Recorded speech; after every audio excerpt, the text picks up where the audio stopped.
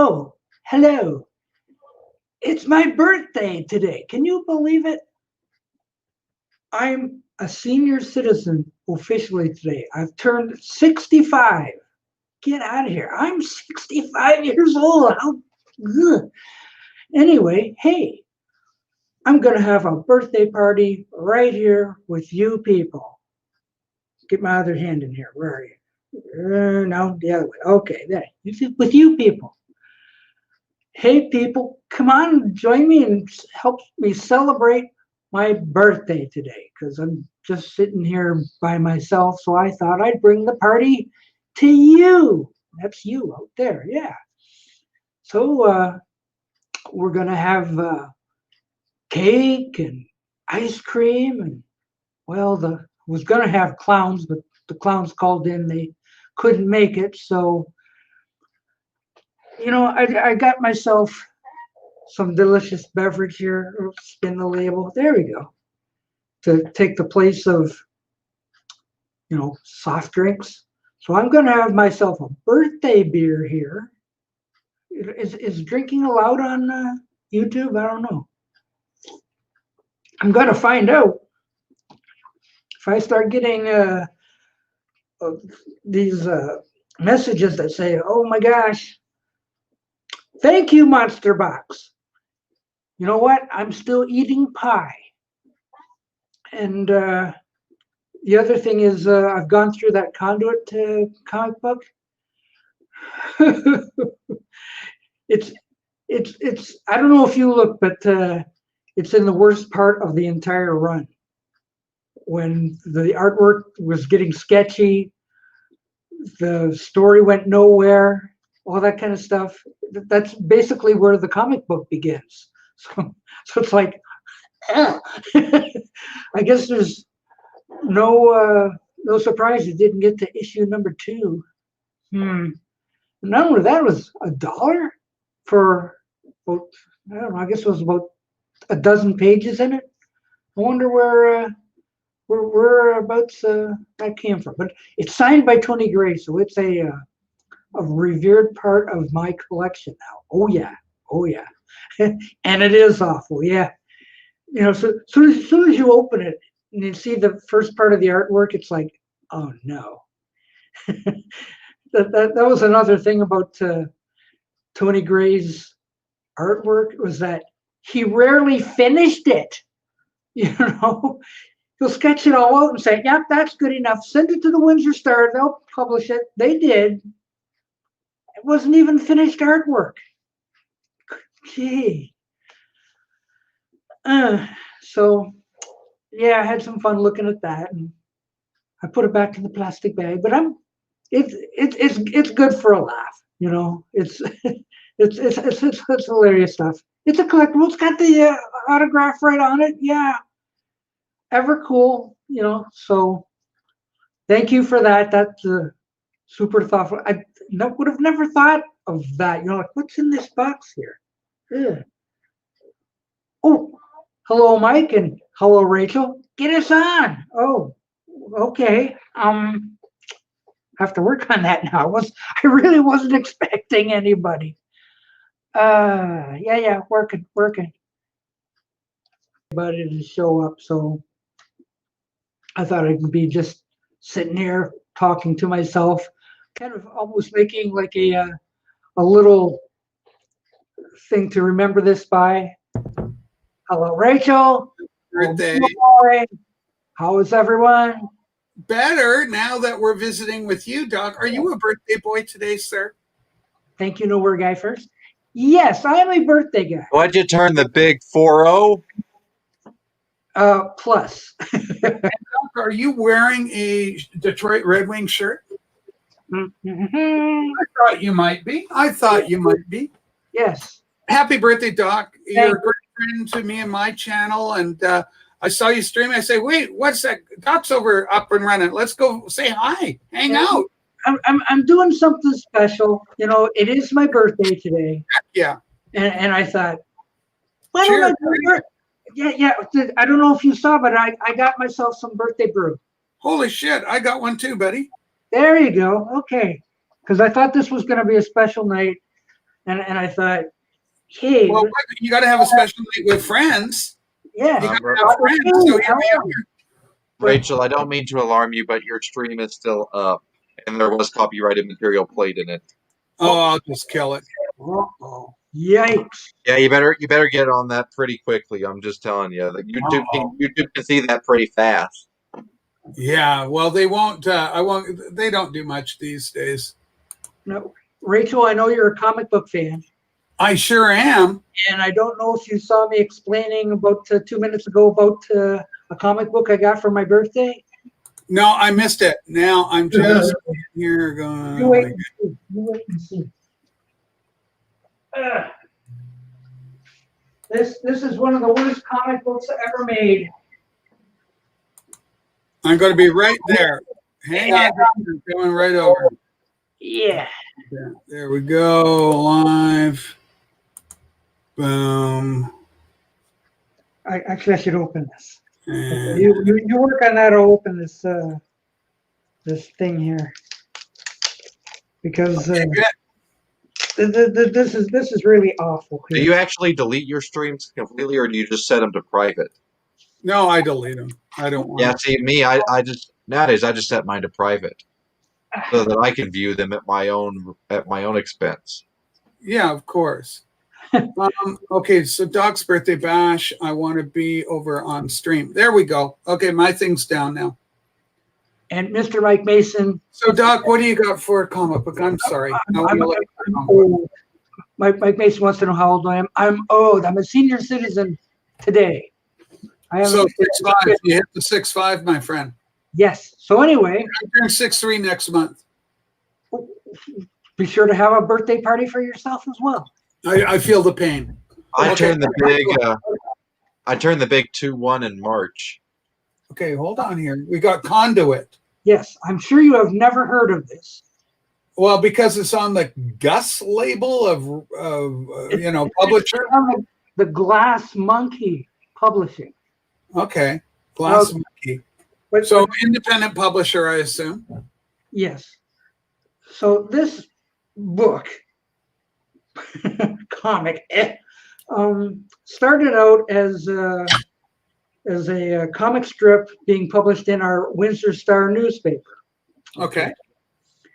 And this guy had tried 2 previous comic strips. Neither of each went anywhere, mainly because he's very lazy. He doesn't like to draw. He'll draw once, scan it, and reuse it, and reuse it, and reuse it. So by the 3rd strip, he thought, I'll do a superhero comic book. I'll have to say hello to a couple of people. Hello, Jack. Thank you. Jack, get to bed. It's way too late for you. Yeah. Okay. So anyway, he tried to do a superhero, The Conduit. Okay. Well, it was more of the same, like draw once, scan later, keep reusing the drawings. And he is a good artist, but like when you start doing artwork, I don't know how well this is going to come out. Yeah, I see it. Oh, okay, like see that page right there? It looks like sketches. It's unfinished artwork, Okay. Yeah. Black and white. Like he'll start to do something and just not finish it and send it in for publishing, and it just looks like sketches. It's a style. That's actually a style. Like it's kind of the underground comics use it a lot. Well, maybe, but it really comes off badly in my eyes. Yeah, it's not. It's not Spider-Man. Yeah, actually, he does a good Spider-Man. He really does. He can draw, but he doesn't want to. Well, has he done other comics? Has he done some mainstream stuff before doing his own? Not that I'm aware of. But see, here's another thing that he likes to do. He likes to take real life photos Yeah, and just that's Joe Mayo. another Mayo sighting. Yes. Well, anyway, he takes photographs of people and he just bleaches them. Probably computerizes them. Yeah, graphic pen. That's my artwork. That's my artwork. And the other thing is, hello. Woo. Could be. The other thing is that he really does not know how to tell a story.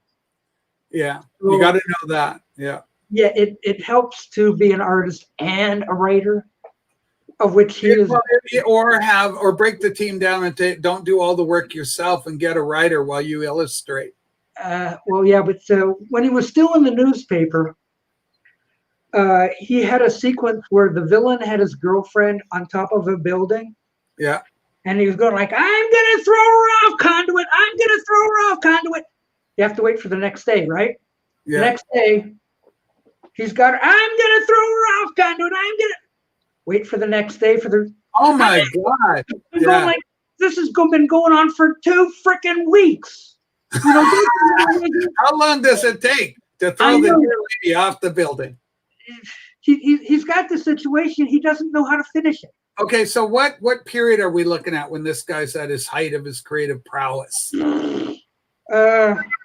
This is roughly 10 years ago, I'm guessing. Okay, so he's a 2000s millennial. He's approaching, he's dealing with those kids born in 1990. Yeah. But his stuff would just frustrate me. Yeah. And one of the fellows what's the name of the artist so I can Google them? Oh. The best part is it's autographed. Can you see it right by the head? Tony Gray. Oh, Tony Gray. All right, yeah. I'll look at it's Tony autographed. Gray. How cool is that? That's almost like the icing on the cake. So yeah, if you ever look up Tony Gray and Google him. Oh wow, okay, check this. Mm-hmm. Tony Gray is the owner of Glass Monkey Studios, co-owner of its subsidiary Legacy Comics. He is an artist and writer of The Incredible Conduit and White. He is a native of the comic book hotbed of Windsor, Ontario, Canada, which has produced an unusual number of comic book creators, artists, including Darwin Cook, David Finch, Jeff Lemire, and Jason Fabok. Gray occasionally appears at comic events with friends associates who are also Windsor area natives. Jason Fabok, who did Justice League of America, and David Finch, who did Batman, Dark Knight. These are big titles. Man. There's a lot of big name talent around here, and there he is at Detroit Fan Fair, September 2010. Writer penciler, he did syndicated comics, 2007. Mick and Me. Mm-hmm. Mick and Me. Yep. So you have touched in August 2009. Gray launched what was to become his most popular feature to date, The Incredible Conduit. Originally created as a daily newspaper strip for CanWest chain of papers in Canada. Yeah. 2011, he purchased 50% ownership of Legacy Comics. So him and Justin Walsh have got that going. And then he's got 2011, a big year for him, Glass Monkey Studios, go full feed ahead. Dark Knight #1 release week signing David Finch. Wow. As far as I know, this is the only issue that got published. Yeah, he's a bit. It sold for a whole dollar. It sold for a whole dollar there. Back in 2014. Doc, you stumbled upon a real legend, a comic book legend from the hotbed of the Windsor comic book industry. Have you decided maybe you might try at this advanced stage to maybe take a pencil and pen in hand? Because you did a great McCartney 3. A lot of people don't know it, but Doc has been showing McCartney 3. It's not the real McCartney 3, guys and gals. It's not the real McCartney 3. I got to let the cat out of the bag. So, Doc, I hope you don't mind. You're quite humble about this. Doc made this. You'll never tell the difference between, that. I know what you're thinking. You're going, Doc bought that, but no, he made that. You know how Robert? It's not the real thing. No. Yeah, you know how Robert P. can make exact replicas?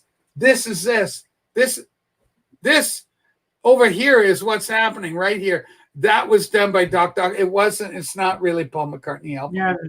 Don't be fooled. I kind of go the back. Yeah. Here's where a lot of people go, there's no way. They go, Rachel, that is an identical to the real thing. You cannot be serious about Doc Dacus doing that. I'm telling you, kids, it's really he did it. It's that good. He's that good. I'm here to tell you. I swear on a stack of Bibles. I'm not gonna tell. Look, Robert says, last comic I bought was Baby Huey. And that had to have been like in the 50s or something. Hey, Robert, come on. I give you a link. There we are. Really, the Okay. links for anyone who wants to come up. Of course, yes. Unless it's like that one other time that you streamed on a Saturday evening and we got a little exposing stuff. Like, I remember it correctly. I was in the peanut gallery and you and Robert were talking on screen, just hanging out. And you bring on this guy, he's like, hey guys, flips on his camera, and I'm like, whoa, did I really just have to see that? That was a momentous occasion, yeah. I remember that, yeah. You had to actually go into YouTube Studio and edit that out. Yes, I did. And it took days. It took days to use YouTube Editor and edit that out. Oh, Robert P. says he cannot get to a camera. Oh, I thought you had bought one for this special purpose. Anyhow, that's the conduit story. So, okay, we'll let you do it just because it's my birthday and I'd like to have the birthday bash. Yeah. Yeah. Robert. Yeah. Okay, well, we will let you do Avatar. Anyway, Doc, happy birthday, sincere happy birthday. And thanks for being such a great friend to me and my own efforts here. And I love supporting you. And tomorrow, are we going to do the regular afternoon show, I hope? I still haven't decided yet whether to do the regular Sunday show or not. I do like to commit to that zone for you, that time slot. This might actually be a blessing in disguise, because if Doc does his regular Sunday show tonight, then that'll give full attention to the Ron and Patrick show tomorrow, and then the Stephen and Matt show as well. Well, we don't, hey, listen, Worlds in Collision, we don't have it. Doc, if you're there tomorrow, I'll be there. Hello, Robert. Hey, Robert. Hello. No audio. Yeah, I heard him. He said hello. We got you. I hear him. Hey, Robert, can I take you Yes. up on an offer here? Okay. I don't have a Beatles and Mono's Pepper or White album.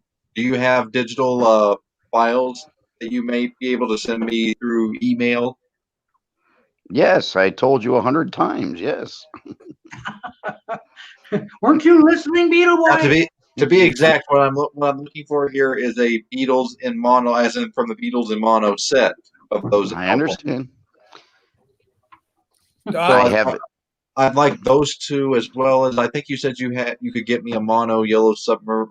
Well, no, I have Mono Yellow Submarine. What I need is a Mono Abbey Road. For 2 months, Doc. Oh. I have 2 months to find it. I have the mono version taken from the CD, Japanese, or from the vinyl 2014 set. Probably vinyl would be preferably, because it'll be a vinyl rep, so it'll sound better. There'll be FLAC files, or I can make them any file you tell me. Well, whatever. Make them. You might make them something that'll be compatible with iTunes, because that's where I'm planning on using them. Well, that'd be MP3 or AIFF. Yeah, MP3 or AIFF. It doesn't matter which one of those two. You pick the one, but I need something that'll be compatible with iTunes. Well, AIFF is lossless, and the other one, MP3, would be at 320K. Again, Robert, you pick which one of the two. It doesn't matter to me, just as long as I can have them to be able to upload to my iTunes library. Do you still have my email I sent you, or that was told you? I think it got lost. I'll check. Rachel has it. If you can contact Rachel, she'll give it to you. I'll get it to you, Mason.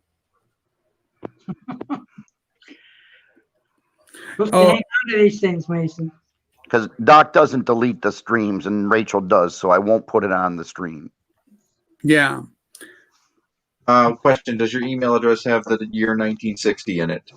Correct. That's the year I was born. Okay, then I have it. It's in my notes app on my phone. Now, So, a lot of people were born in 1960, though. It could be somebody different, like the Okay, Pope. well, I don't want to have too much exposing here, but is your email ODP1960? Hey! Mason. Mason. Overdone yeah. Productions. We're Overdone not Productions. talking about it. Yeah. Just for that, we're gonna Just have let it go. Let it go. yeah. Just for that, That's we're gonna all have right. a new joiner to the party. Are you ready? Okay. Go ahead. It's Macamania. Oh, Jesus. No. He's Happy been birthday, drinking. Doc. It's Saturday night. He'll be drunk. Oh yeah. What did you bring with you, Richard? I don't have Speaking anything. of that, I'm gonna go get a drink. Yeah. Yeah. I've got a birthday drink. Hey, I got Doc's birthday drink Rachel's over got here. one. Yeah. Mason's gone to get one. Robert, what do you got? Actually, water. Dick. Nick loves the 2014 mono set. It sounds phenomenal. And So advice. how are you doing? Rachel? I just saw you about 5 minutes ago. Well, Well, I can hardly It's my wait. drink. I mean, Pepsi. Mason, Better than take the the Coke. last Better than the one. Coca-Cola, baby. Trump's having a lot of fun out there, but we're not going to talk about that. Some people are sending me messages and I'm laughing. Okay, so 2014 Beatles mono are fantastic. It's not 2014. They pressed them in 2009 or 10, didn't they? Yeah, 2009. They're the 2009s. they were Yeah. released in between both of those years, but yeah, the Japanese set came out on CD and the vinyl set came out at the same time. They both, to me, sound identical, but I do have a transfer of the vinyl and I have a transfer of the CDs. Well, I went on Amazon because I heard Patrick on the Terabyte device. He gave me a lot of Beatles and mono set stuff, but Pepper and the White Album weren't included. But what I heard from that stuff sounded far better than the 2009 stereo. And I'm like, I went on Amazon and I searched up Beatles and mono box set vinyl, currently unavailable. When they're about $600 to $800, I guess, if you find one in mint shape. I got this today, Doc. Oh, that's a really rare album. Yeah, it's really rare. It's a cassette. Oh, it's a cassette. Yes, it can- Oh yeah, it's a cassette. Yeah. Ooh. Now, how many McCartney 3 things do you have now? 7. I'm waiting for my 8th, and then that'll be it. Good Lord, Mac. Hey Nick, when did the stereo box come out? 2009. Stereo box was pressed in 2009, and I think the mono set was 2010 or maybe even 9 as well. I was don't probably know. probably. But the 10 U.S. night. the U.S. album was pressed on to celebrate the 50th anniversary of the Beatles coming to America in 2014. There's a hefty price. They're not worth it. Tell me you Not don't- that. Not tell me you don't- $1,800. tell me you don't have multiple copies of any Beach Boys I album. know. Hey, Richard, can we get you a vinyl copy of Summer in Paradise for $15,000? Yeah. That's not worth 5 cents, let alone 15. Maybe it's 1,500. I can't remember if it's 1,500 or Yeah, 15,000. 1,500. That's not worth 5 cents, let alone 15. Yeah, the mono box. Well, I think you can get them for less than 1,800. Nick, you can probably get them for about 1,100, 1,200. You can probably get a mono box. Yeah, Richard, did you see my copy of McCartney 3? Did you ever get your copy of McCartney 3? Yeah, you did. Hello. Pay attention. Look, I got mine. That's a bootleg. It's not. Oh, no. Well, That's the real thing. Come on. Okay. That's not. I wondered if it was the Paul McCartney statue on the back, the dead Paul McCartney on the back, or the microphone Paul McCartney on the back. Mhm. Oh, on mine or? Yeah, I see you have the statue. Oh, no. This is the horseback picture. It looks like a statue. No, it's the. Yeah. It's actually not that bad a picture of Paul. It's not that bad a drawing of Paul McCartney. Oh my God. Gonna become Ringo here. Whoops. What is up, Rachel? Hello, Paul. Yeah. Hey, Paul. Things are Birthday. people like I'm on Instagram. The services are all like conservatives like myself. We're getting blocked out everywhere. You cannot share certain links or everything. There's a massive blackout everywhere. Like I got kicked off Twitter. A whole bunch of funny stuff's going Well, yeah, on. Nick, the stereo vinyl did come out in 2012. I can't CD, link, the original CD pressing box set was 2009. Look, it's Bass Pike on. Oh, Lord. So, Robert, since I still have your email, when I get off Doc Show, I will remember to drop you an email with stuff that I'd like to have, if you don't mind. It'll be done tomorrow morning or after I get up or whatever. Do It'll it be before done. midnight tonight. No, I'm not sending anything out at midnight. So No, how have you been, that's for Doc? me. So how have you been, Doc? I haven't been on your stream in a while. That's why I thought maybe you hadn't seen my McCartney 3 yet. So So I prefer Robert not No, to I have saw you to- go out looking for it, and your stores were closed, so you couldn't get one. I Or prefer that's not a thing where we actually have to mail something out. I like. Is there a way that I could get it through just the internet, digital Well, I file said transfer through the I internet? will send it through the internet tomorrow. Okay. I'll be right back, Thank you, Doc. sir. Hey, Spike Bass. I love Paul. Doc, I'll be right back. And then I got to show Paul my wicked. I'll be right back. oh, You Well- sure you can do that? This is a public airway, you know. yeah, I know. It sounds like she's getting in trouble with. Anyway, happy birthday! I didn't know it was your birthday today. That's great. Yeah. Yeah, Are you- Yeah, I should do it. I birthday. should actually do a screen share and play "Birthday" by the Beatles. Oh wait, yeah. we'll get blocked. we'll So get you got blocked. you got something special planned for supper, or what's going on? Oh, I had leftover pizza Oh, and chocolate cream pie. oh, that's nice. Not That's bad. That's different. Yeah. yeah, that's nice. bad. Yeah. Yeah. Hey, Dave. Okay. So, but Oh, that's great. what Oh, the no. extent of my birthday. Oh, Hey, if I can't have a birthday party, I'll have one online. Hey, you're not wearing that loser hockey shirt, are you? No. No. Am I gonna have to go get my Canucks jersey? No, if- Oh, no, if we're Michigan talking hockey. loses- Are we Around here. social distanced? Are we social distanced, Doc? No, No, if we're you- talking hockey. Oh no! No, the- Oh no! If we're talking Oh, hockey, oh, I'm yeah. out Got it. here. I'm out here. So is that Took me Canadian, 2 months. Rachel? Took me 2 months to get it. Is that a Canadian pretzel? It is a Canadian. And Okay, it's show me the OG. label. Show me the label. I'll tell you what you got. It's an OG. I'm already on Discogs with it. Yep. Yeah, but I'll tell you, it's got the sound thing on it in the dead wax. Yeah. I need to see. Show me the label. Okay, so you got. That looks like a compo pressing. Ooh. Yeah, that's and it's the Beatles again. So you got one of the early because it's Beatles again Yeah. because they switched to Hey Jude later, and Yeah.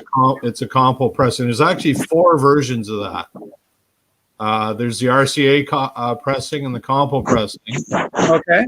and then they corrected the title to Hey Jude, and then they did another RCA and another compo pressing. Wow.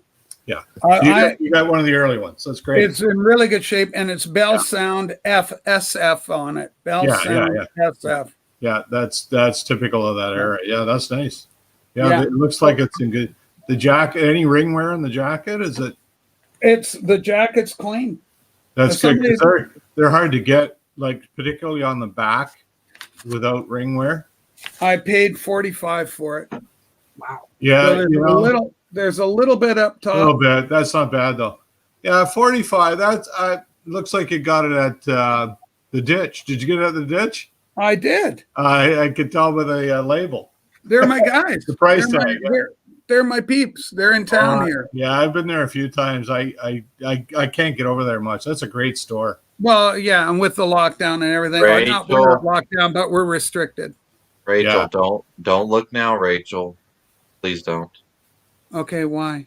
Why? I'm just saying, don't look at the peanut gallery. Good score, Rage.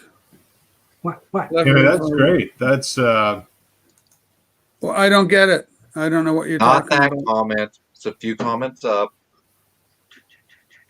Docus, LOL, Doc. Dave the Pickup Artist, Doc.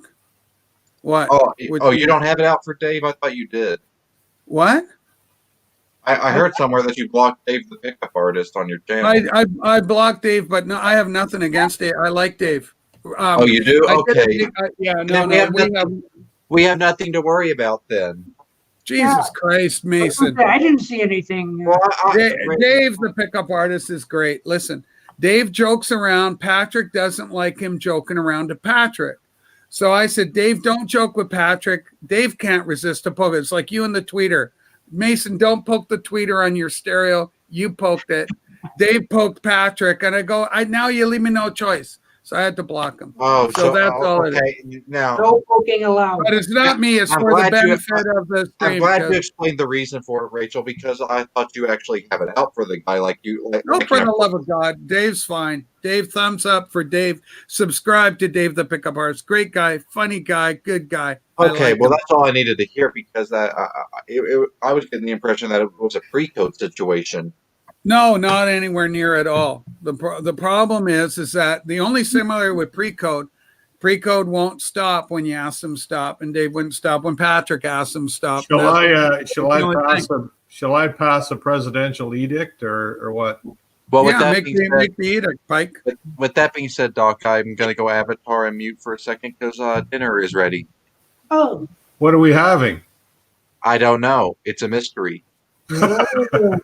I love all you clowns. Dave, we love you too. Dave, you're great. I'll be back Thumbs in up for Dave. about 10, 15 minutes. What happened to Robert? Robert disappeared. Robert disappeared and Richard disappeared. Pop. Oh, wait a minute, Robert. Alvin's got the hockey game I on. have that effect on people, I guess. Mine froze and I couldn't get back in. So now Oh, I'm there back. you are. Yeah. Oh, see, Dave says, I love all you clowns.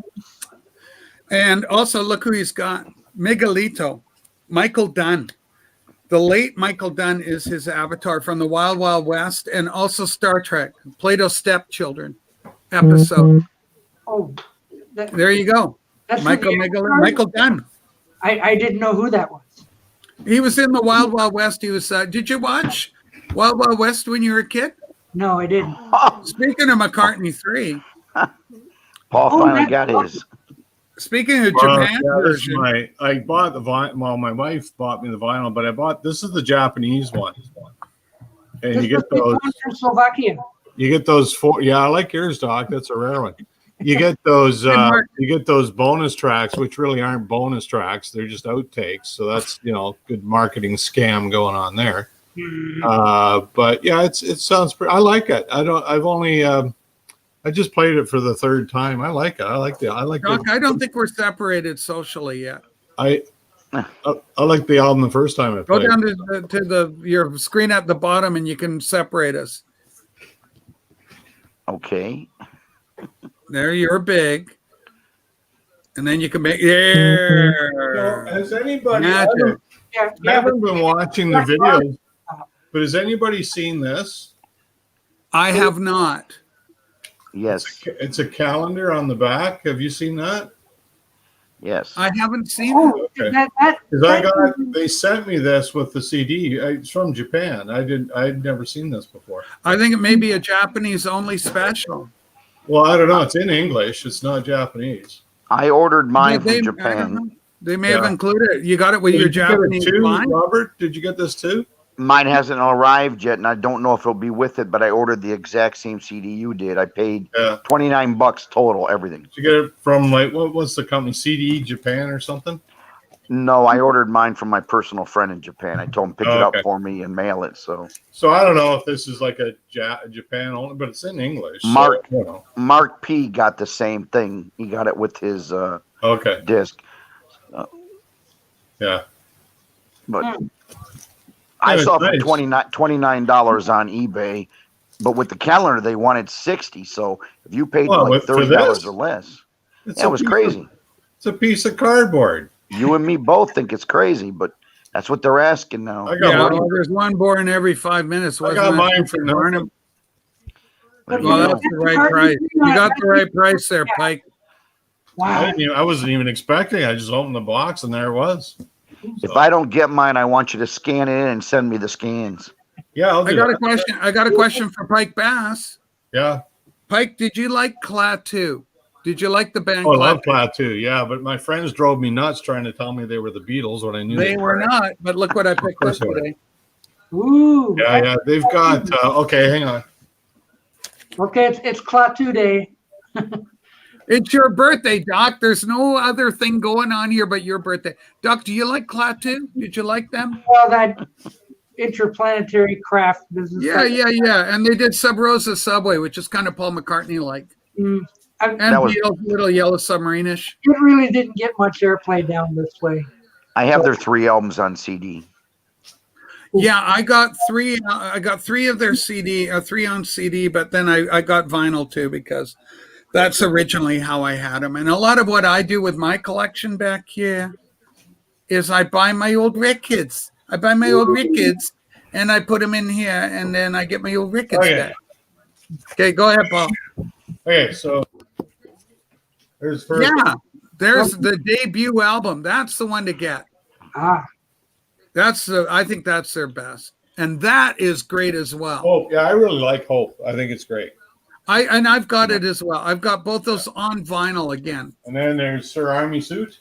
And that's got Juicy Lucy on it, which I thought, and Dear Christine, I think is on there. Yeah. And then there's what's this one called? Endangered Species. That's the one I just picked up today. Never heard it, Doc, Yeah. at all. I mean, And then well, Doc and Pike. there's Magenta Lane. I heard that that's the one that everybody says is the worst. Don't buy it. You don't need it. This is their last one. What do you think? Should I get that one for completion or leave it be? Oh, you got to get it for completion. All right. well, maybe it's in the It's not dollar. bad. Like it's them. I mean, everybody has good and bad, right? So Dave got his all McCarthy taste. basket. Yeah, we were into them in a big way in high school. I think that Bubble bath with Paul's face on it.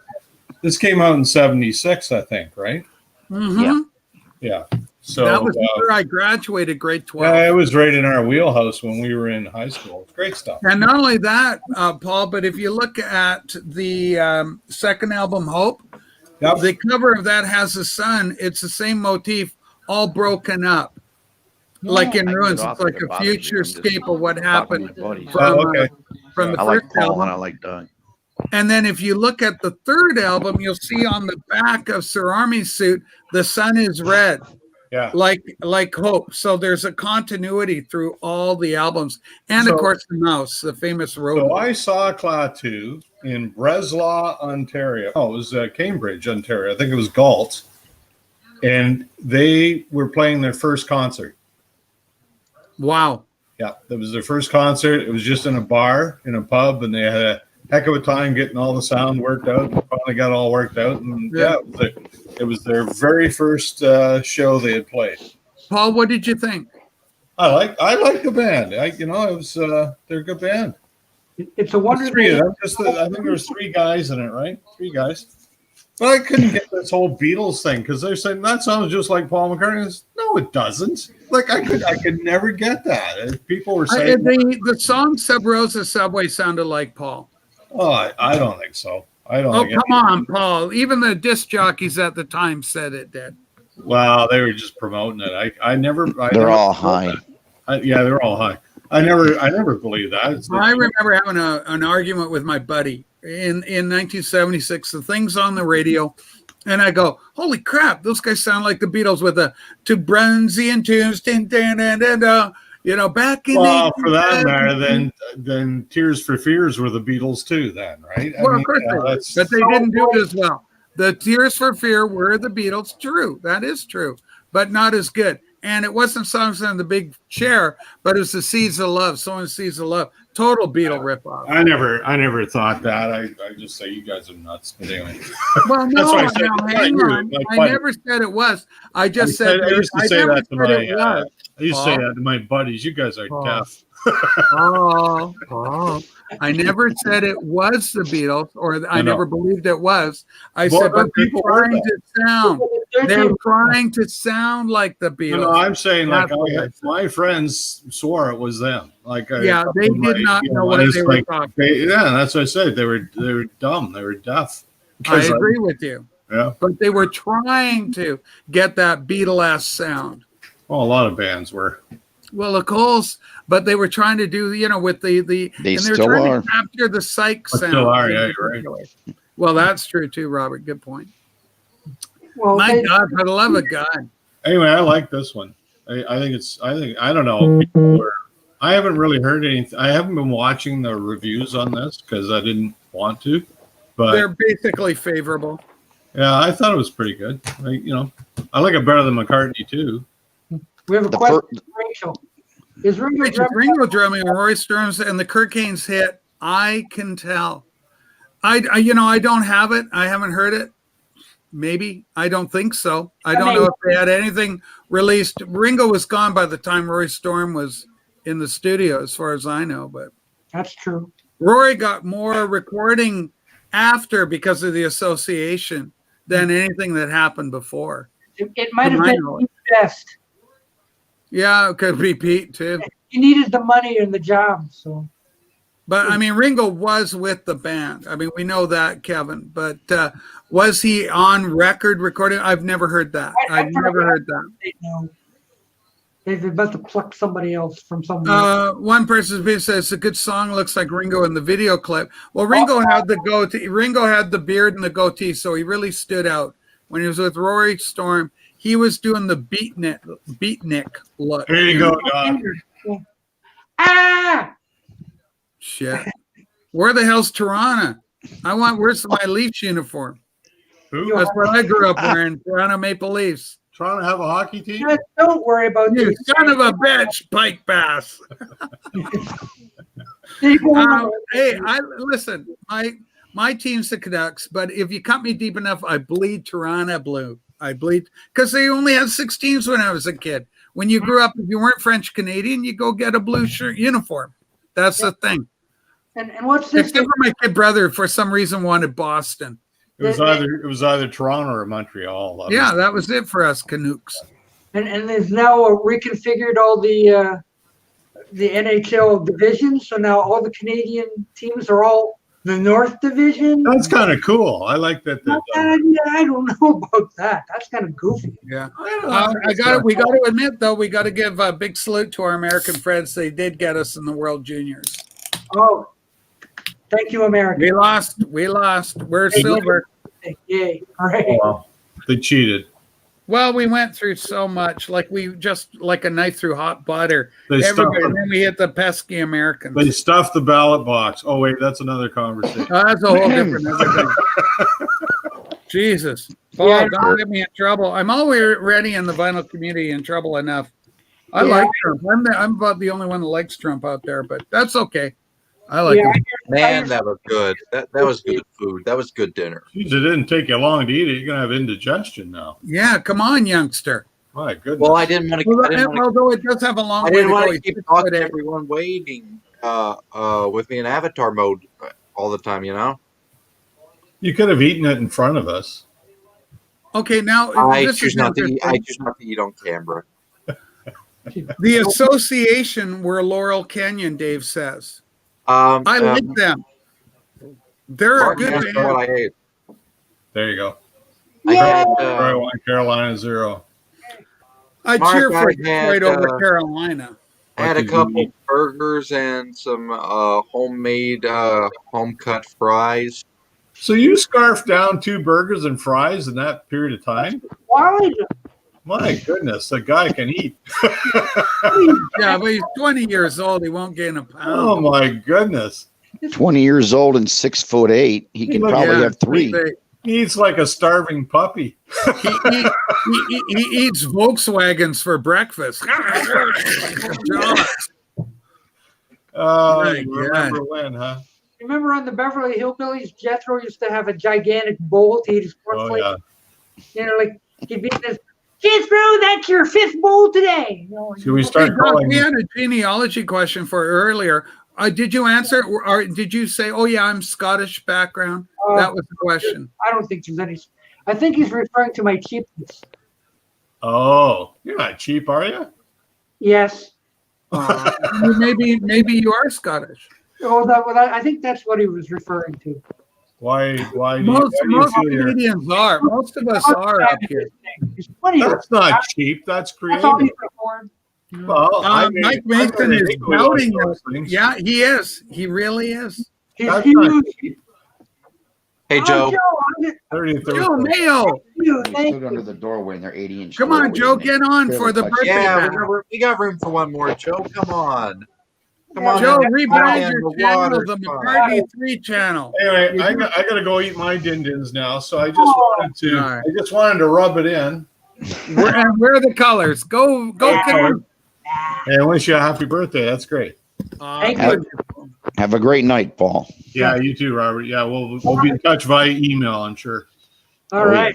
Yeah. Hey, Talk to you Tom, later. you're my newest sub. I subbed Tom's vinyl shack up last night. Later. Klinger Aid. Bye, Paul. Yeah, hey, Tom. There, see that Klinger Aid Jeep on a MASH episode. My God, Predators, Nashville Preds. Yeah, it's just across the street from their old Ryman Auditorium. 2-1, Toronto over Ottawa. Go TO, go Toronto, go Leafs, go. Oh, we're getting our hockey scores updated. Vancouver, Calgary tonight. I love hockey. I still do. I played it, Boy World, of course. That one. Vancouver Yeah. tonight. Yeah, Hockey Night in Canada. That's why we call it that. Yeah.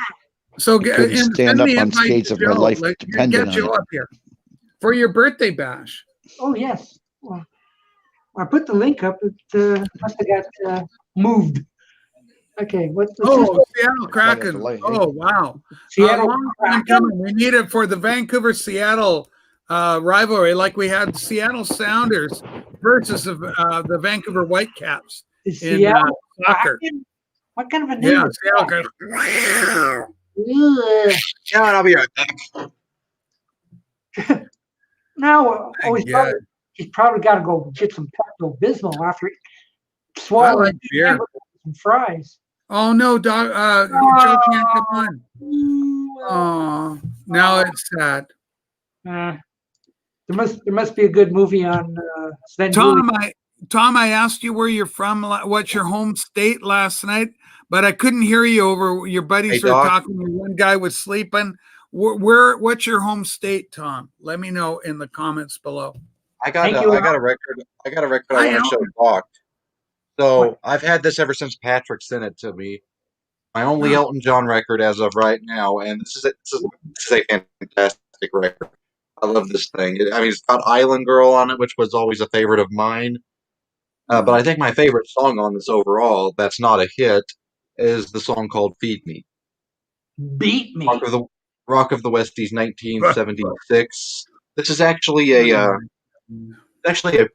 might be a promo copy, I think. Did I say 76? I meant 75. Let's look at the label. Hard to tell. Ooh. Looks like an OG. Well, that's right. Long Island, New York.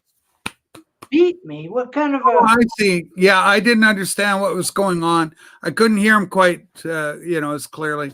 Anyway, Long Island. We got a lot of people in the VC from Long Island. It's the Island night. Anyway, I love this Elton John record. I played it like 5 or 10 times since I got it in the mail.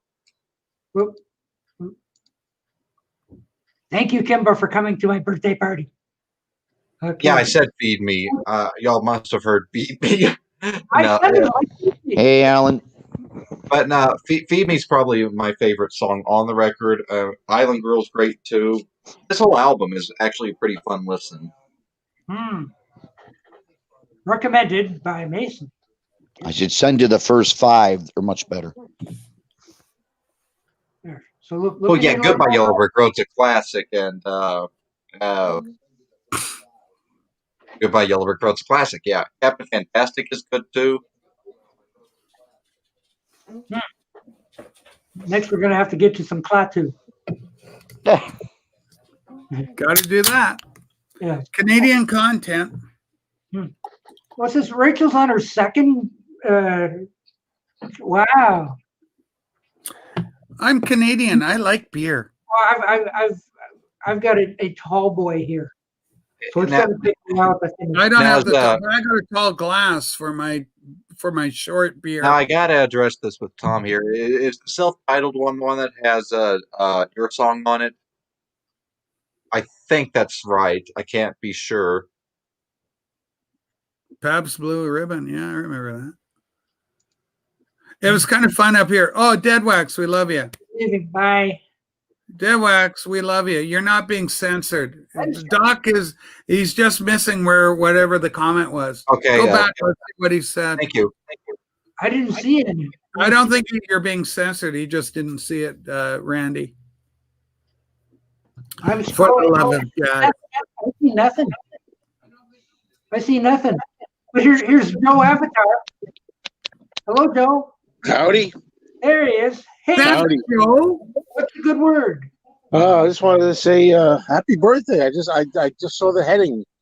Yes. I thought I'd have a birthday show. So Oh. Well, you look pretty good for somebody just turning 30. yeah, I know the gray hair doesn't show at all, does it? Yeah. So, Yeah. Thanks for the birthday wishes. I appreciate them greatly. Well, you deserve a good one. Well, thank you. And I had a birthday pie, and what What else? kind of pie? What flavor? Chocolate cream. Oh my I God. love scallops. What about a lemon meringue? Because they go great in the face. Why would you hit me in the face with a lemon meringue? Jeez, Bogey Dick. and Bugs I Bunny. want to eat my pie. What baby wants, baby gets. How about a lemon Humphrey Bogart meringue with Bugs pie? Bunny. Yeah. Oh, the other thing was a gift certificate to go to the local supermarket and get some groceries. And my mother gave me a $100 bill. Thanks, Mom. Oh man, that's awesome. Yeah, You know what's even more awesome? That your mom's still with you. This is true. You know, because my mom. Well, I got two moms. I got my bio mom. I was adopted out, but my beloved adopted mother is gone. So God rest her soul. I loved her. Yes. Hey, what's all this I'm hearing about Mason being really tall? Yeah, he's 6'8". Yeah. Joe, Joe, that's been going. That stuff's been going around the vinyl community for like 2 months now. You really haven't heard about it until now. Well, I've seen it floating guess around. All right. Aaron. I guess we got to do this again. Joe keeps his finger on the pulse. A doorway's 80 inches, and he's still under the doorway, so I doubt it's exactly 6'8". Yeah, he's 6'8". We measured him. Okay, go. We had Randy. Randy is a carpenter. Holy cow, he's like an ostrich. See, look where his waist is. It's over the door handle. His waist is higher than the door handle. Ow! Now put your Oh, finger wow. on top of your head like this. Put your finger and Put your spread hand on your top of your hand right over your head. Right? Yeah, can put on your head and go like that. And see if you can touch the door with your fingers. Like touch the top of your head and the top of the door with your hand spread open. Let's put it this way. I'm See really what I'm saying? tall. All right, Yeah, look back at to that. Okay, Y'all want me get to him to see, look at me. Here, Mason, Wow. do this. Do this under the doorway. See that? There's That'll tell you. That'll give you 6 inches right there, my friend. That's not like a 5-foot doorway, is it? No, it's a full-size doorway, Joe, for the Well, it's love not of like God. you live in a munchkin house or something. Yeah. Anyway, Joe, we love you. But man, have you been doing the McCartney 3 like I've never seen you do any incarnation well. of any album before. Yeah, I'm into it, but even that now is getting, kind of stale a little bit, But I was having fun at the time. He's got the fever. What can you do? You gotta have it. Yeah, Somebody finally showed that Coke bottle green. I forget who. yeah. Well, I'm waiting for that one too. I finally saw it. A rumor, but somebody had it. I don't remember who it was. I Somebody need showed a yellow one if someone's got a spare one. Mm. Oh, you know what? I just thought of this. This is a perfect topic to talk about with Joe because just recently, I acquired some digital files of direct vinyl rips of the Beatles in mono set, with the exception of Pepper and the White Album. An opinion right now, I think they sound fantastic, at least up to Beatles for Sale. I would actually say from Please Please Me to Beatles for Sale, the best mixes are the Beatles in mono set. Yeah. Because For me, it comes. you know, it makes sense. They were sourced from the original analog tapes. Yeah. Okay, we got breaking news. Randy is right. I'd say 6 foot. I just stood under my own doorway. I'm 6'1.5". Okay, so I'm going to turn my computer right here. There's that gorgeous stereo system. A lot of the kids like it these days. There's my top of my full door. Now I am 6'1.5". Okay, so here I am under the door. But check there's quite a difference there. Okay, there. See, with my hands spread out, I can touch. And so my fingers on my head here, I can just about reach it. So I don't think he's 6'8". I think he's about 6'2", 6'3". No, he's 6'6". Shorter doors. I'd say that I'm between 6'5" and 6'8", somewhere in between the two. I can If touch we the were top of to my Indian door. wrestle in the parking lot, I think I could take the kid, 6'6". even at my advanced age. I'm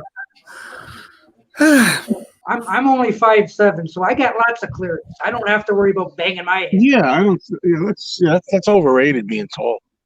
It is, except when you're. Joe, you're what, 6'2"? I mean, I agree with.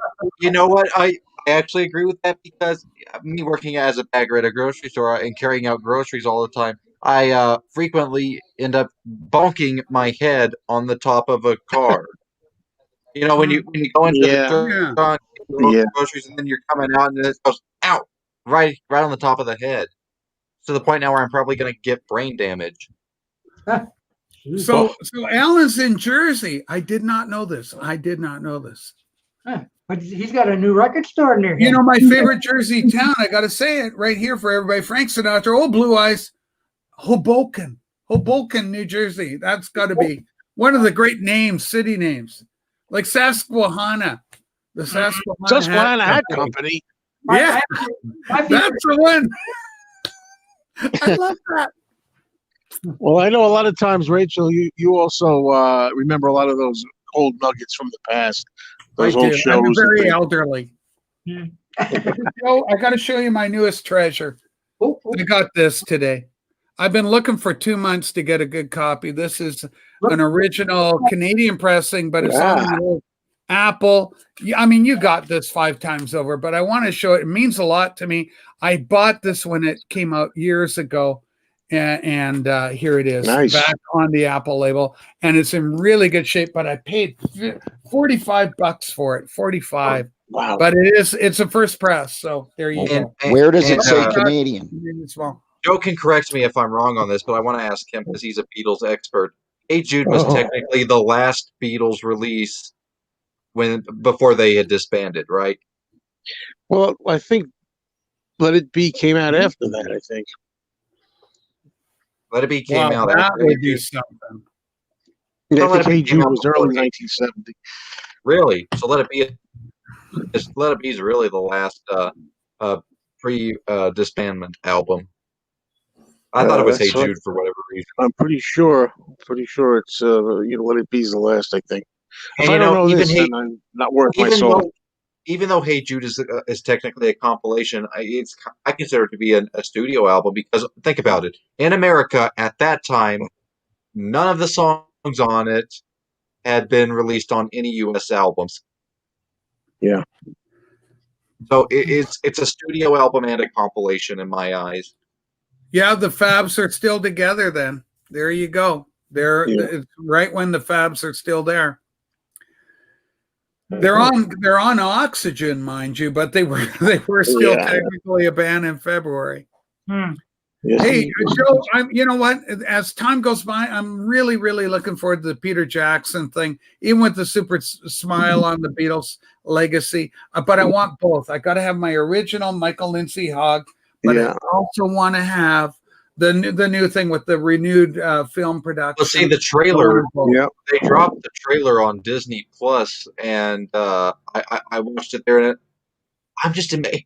Peter, he did a great job restoring the film. By the way, he did a fantastic job. Always does, yeah. Because Yeah. it does not look like the film has aged a bit from the trailer. Well, it's enhanced. I mean, it's cleaned up and Digitally, stuff. yeah.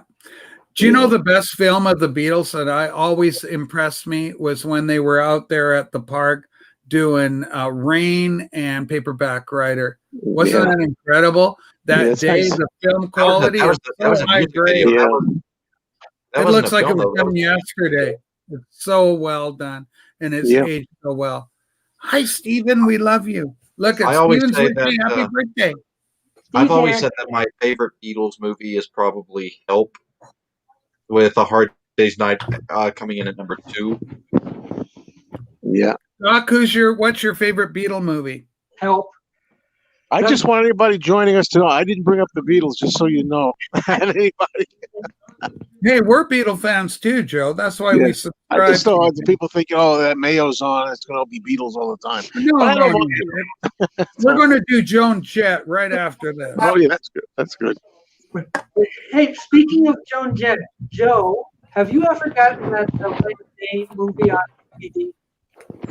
As far as I know, it's never come out on DVD. At least not in the U.S. anyway. I don't know if it's out anywhere. Oh, where is that? That can't be legit. It's I don't not. know if anybody. I'm having audio problems. Hey, Anybody- Steve. It's not legit. You can tell by the DVD label. Oh, yeah. Yeah. Yeah, but still nice to have. Yeah. However, since Joe does not have one, when I finally get to go over to the States and use their mailing service, I'm going to send this to Joe. Oh, there will be no argument. I find Joe, I agree with a lot of what Joe Mayo says. And it's not just saying it for the sake of saying it. But when Joe said, hey, if I like or if I want to buy 20 copies of this, why does anybody have to take the piss out of me? Or Joe didn't put it that way, British expression, but I thought it was such a good point.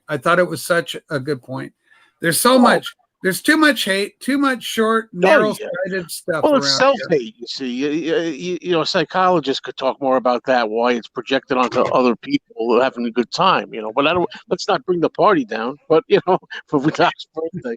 But no, true. But I just want to say that, like what you're talking about right now, I agree with you, and I agree with your take on the Beatles Get Back movie. That's all I'm saying. We're all ready for it. We want to see some happy Beatles. Well, I'm ready for it. At first, I really was. I think I share the same opinion. I think I share the same opinion as Joe on it. It's nice that we're going to be getting this new film. What I really respect about the way Peter Jackson's doing this is that they're going to still give you access to the original uncut film. Yeah, the original is still on.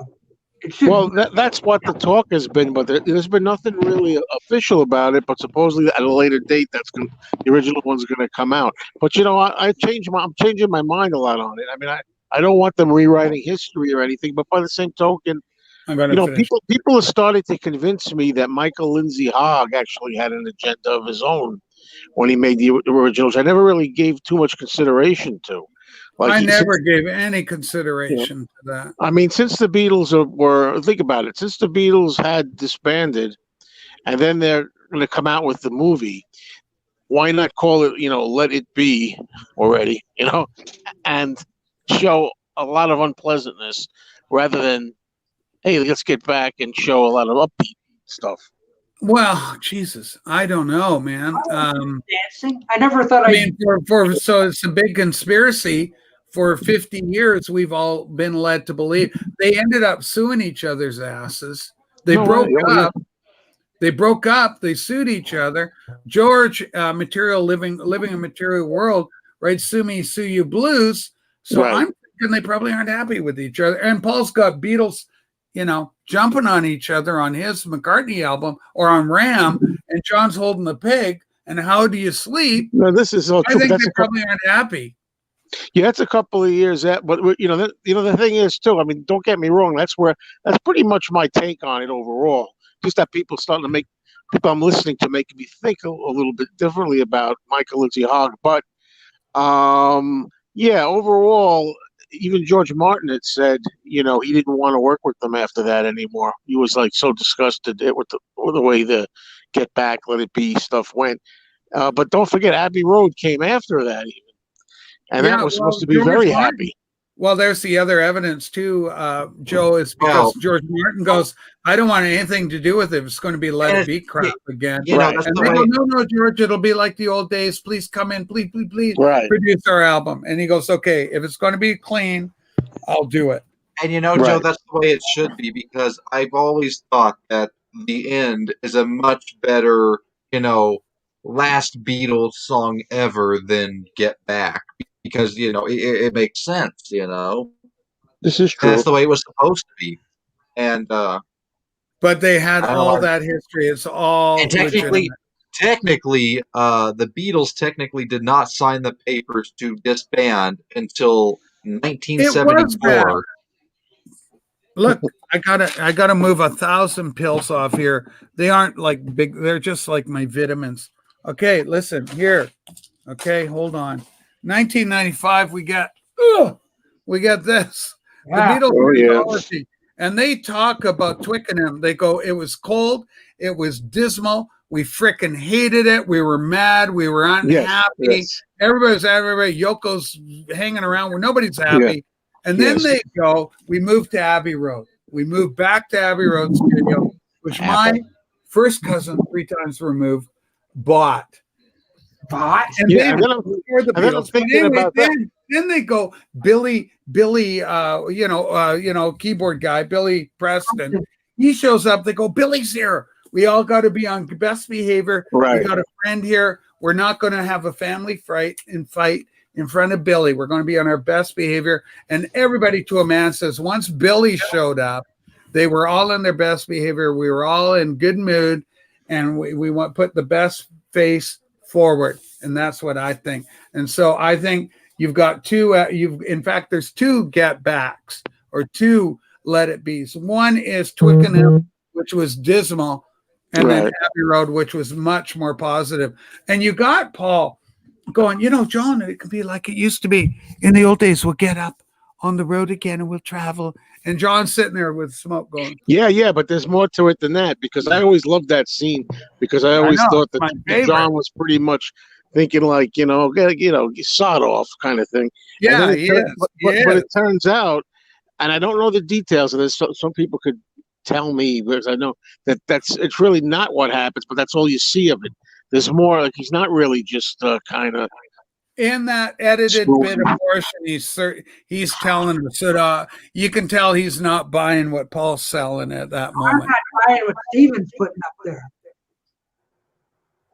What? Say again? The Brady kids. Ah, no, I don't think so. I got to admit, Cindy was pretty good with a tambourine. But I'll say it again. The Beatles technically did not sign the contract papers to What's going on disband with the until volume? Wave on it. 1974, because John was vacationing at a Disney World resort when he put the name on the contract. What? Never heard that Well, that's true.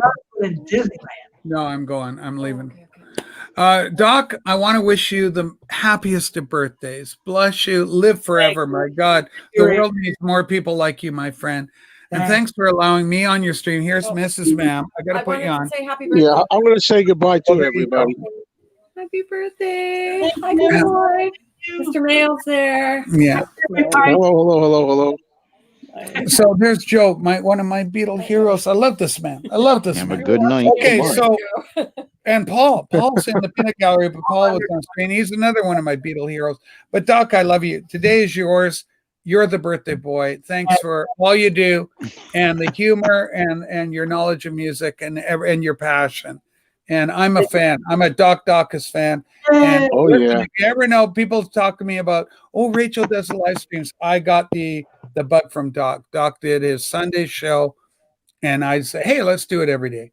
And Dave, the pickup artist, Dave, you're great. I have no issue with Dave, but I have my own stream issues. I got to look after it. Okay, retired too, so maybe I could do this all day, all day, every day.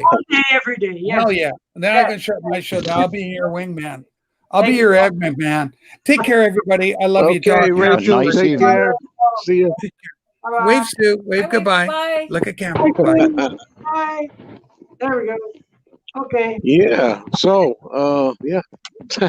And Joe, you're leaving too? Yeah. That's why I said I couldn't really come on. That's why I didn't come on with my camera.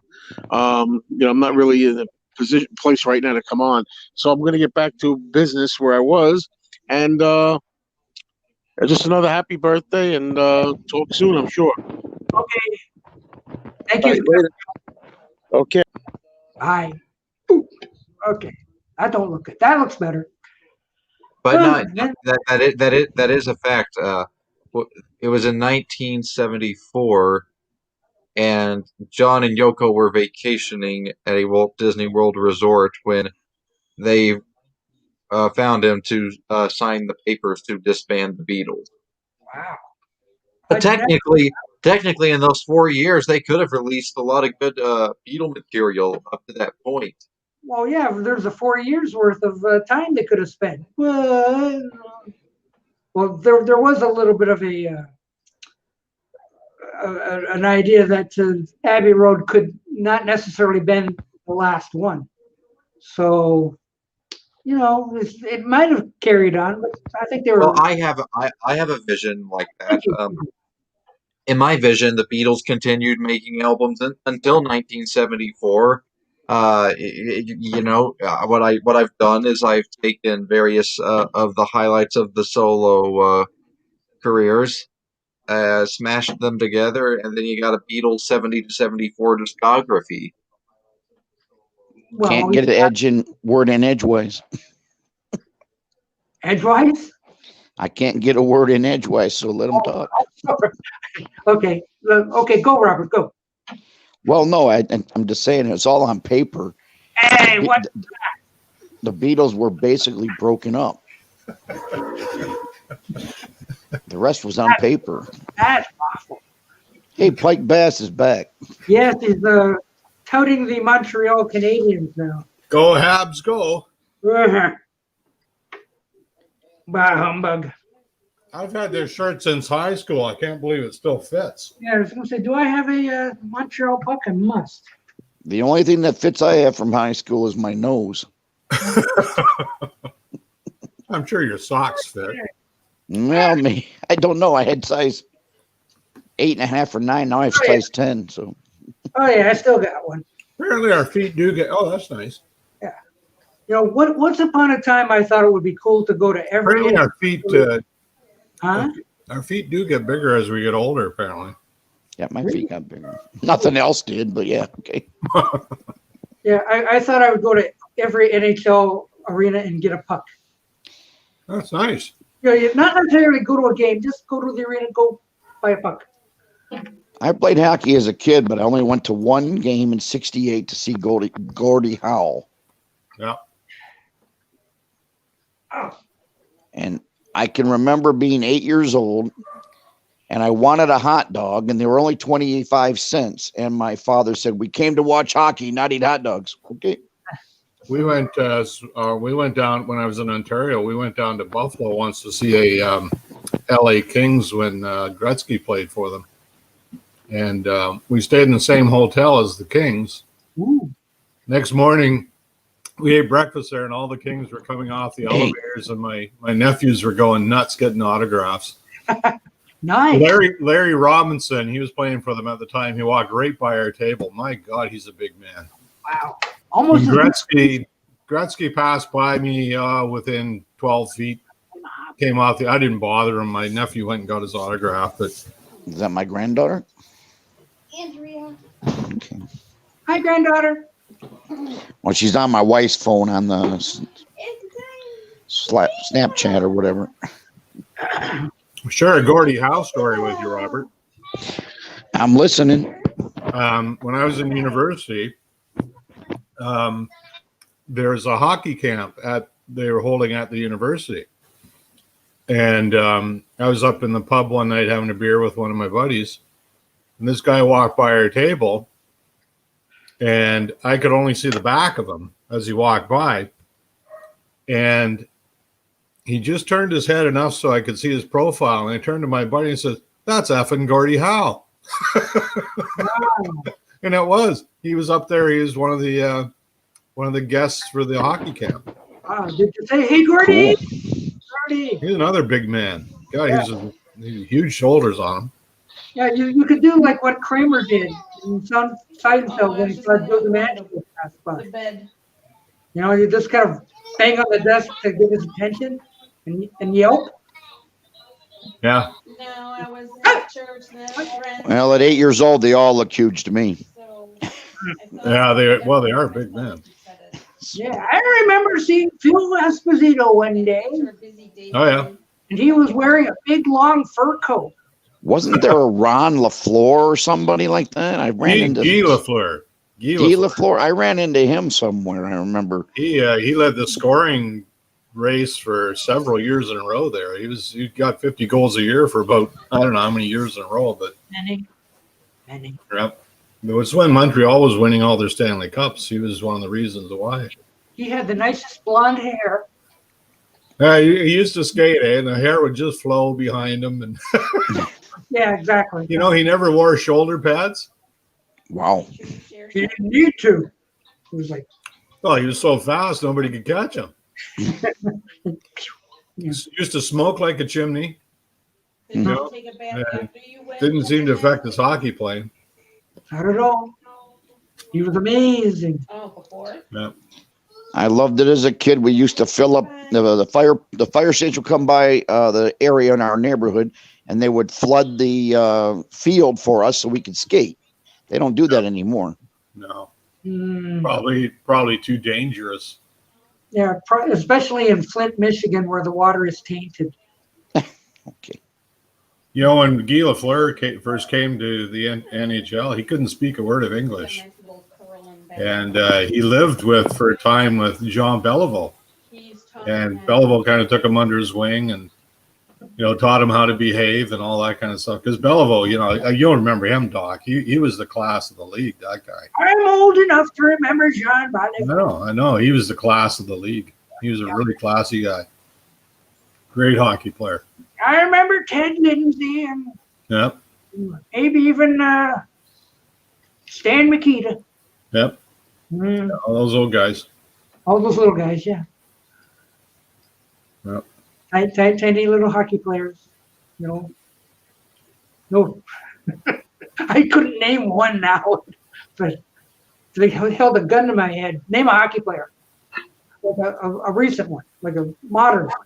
It's hard to keep track these days. They move around so much, right? That They don't get televised anymore. Is there even such a thing as Hockey Night in Canada anymore? Well, I don't. Yeah. Right. It's not Sportsnet. What's the other one? The other big one. Well, but it's on cable. It's not on regular. Well, the CBC shows it on Saturday night though. So here it is Saturday night, and what am I doing? Hello. How's it feeling, Andrea? No, just you can't keep track of hockey anymore when it's not Oh, okay. easily accessible. So if it's all on cable and everything, you don't see it, you don't hear it. Yeah. I've just lost track. I don't know anything about it. Anyway, Yeah. I had to come back on and rub it in some more. Yeah, that don't mean nothing. That don't mean.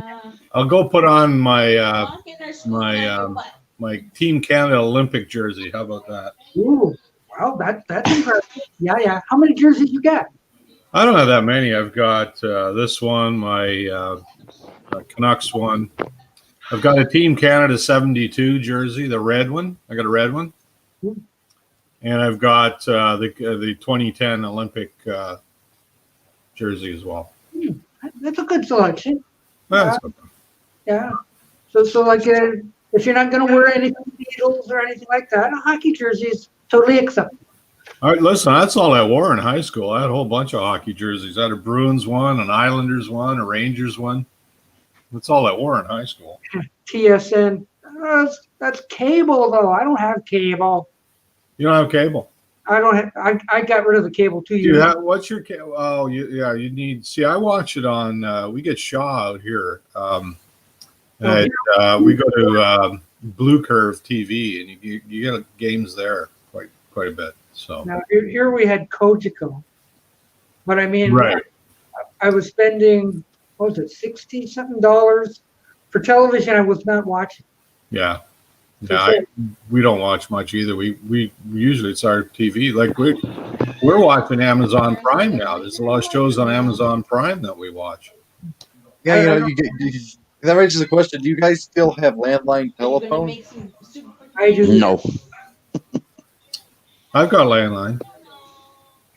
Well, that makes And two of us. we got both. I got both. We are right on the crisp, but we're about to cut the live TV. We're about to cut the landline telephone. We're about to start updating. I Yeah. like the bow in your hair.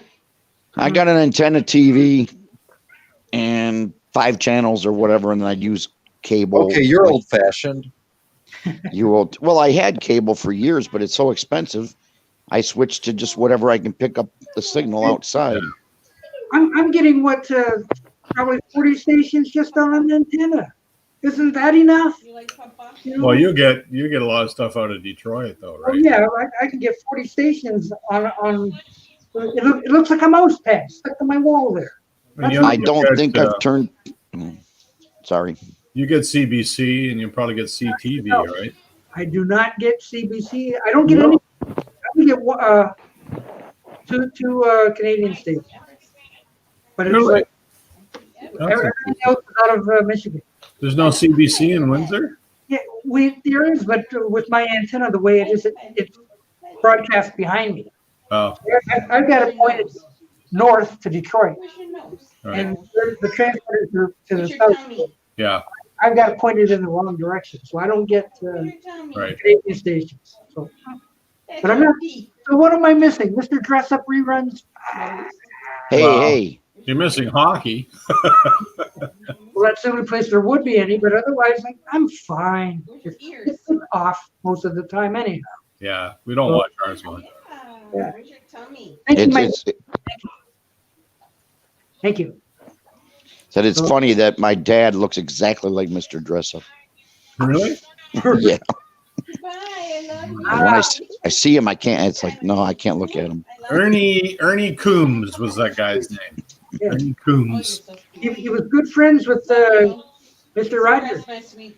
Was he? They knew each I other? watched him. I watched him as a child, and I watched him later with my kids. You know, Yeah, sure. I used to watch The Friendly Giant. He was the best. Yeah.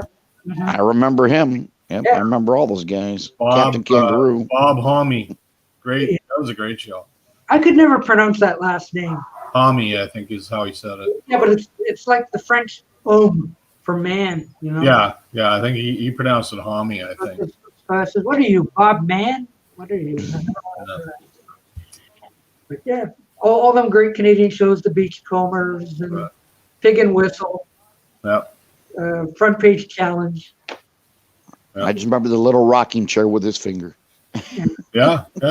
Jerome the Giraffe. He Yeah. was the greatest. I love Jerome the Giraffe. He was so cool. Had a cool voice, had a cool demeanor. He was just cool. I wonder if they're on YouTube. You know? if Oh, you yeah. could- You can find him on YouTube. Oh, yeah. I, you could I watch- saw Captain Kangaroo the other day with that moose and that rabbit Yeah, Oh, yeah. dropping ping pong balls. true. But somebody read one of my comments about Captain Kangaroo, and I Bob Keeshan. was Yep, the guy. Bob Yeah. Keeshan, right. well, the original, yes. But when I used to watch Captain Kangaroo and they had Grandfather Clock on, remember I Grandfather? remember that. Yeah, Yeah. I remember that. whenever it became time for the grandfather clock segment, that stinking clock used to freak me out. Yeah, it was a little freaky. It was a little freaky. Wake up, grandfather. The thing, the eyes would snap over. Oh, hello, Captain. I was just freaking out. I'd hide behind the couch. That was a little creepy. Now you mention it. I'd hid behind the couch. And what was it? What was it? It was a clock, but this face came to life. The face of the clock came to life. Yes. What I was think it the called? captain was smoking something, to be honest Well, with you, with could Mr. be. Green Jeans. Yeah. Mr. Green Jeans, remember him? Yeah, behind I'm kind of. Yeah. He I'm was kind of definitely curious to on. look this up. Mr. Green Jeans was on something for sure. What's the name of this clock program? Oh no, it was Captain Captain Kangaroo. Look at that. He's friends with the guy who played the cop. Oh, Oh, we used to watch Oh, he'd be Oopsie out too. there, Oopsie, the Twin Warrior Pines Stone. clown. Oh, that. Yeah. Milky the clown. The magic clown. Twin Pines. And Oopsie was he used to be Bozo. Holy crap! That is scary. Yep. Oh, you're looking at it? I'm looking at a still image of it. Of what, grandfather clock? Captain Kangaroo, Bob Keeshan on 48 Hours, CBS, 1995. I don't Yeah, think he played that long, but yeah, but when he He's talked around a long grandfather time. clock, I couldn't watch. I had to. Another thing that used to freak me out was the thing about now we're gonna. His grandfather clock. It is. It's kind of creepy. It is creepy when you're just like 4 or 5 years old. That thing. I'll have to look it up. But when they used to do the thing for the emergency broadcast system, Yeah. I couldn't stand that either. Like, oh no, not this again! No, stop it! Well, now they put it on your phone at 3 a.m. My phone goes off. Yeah. Amber alert! Amber alert! Yeah, I know. We're in lockdown again here in Canada or Ontario or whatever. So any stores that were open previous that did not sell food or anything to that has to close. So like record stores, of course. Darn. No such. So Well, that's an essential service. you would think, but no. So convenience stores. Yeah, we're not that bad here in BC yet, but I could see it coming. And like only leave your house if you have an appointment or gotta go to work, or don't stay inside, stay safe. Are the kids in school still? Are they?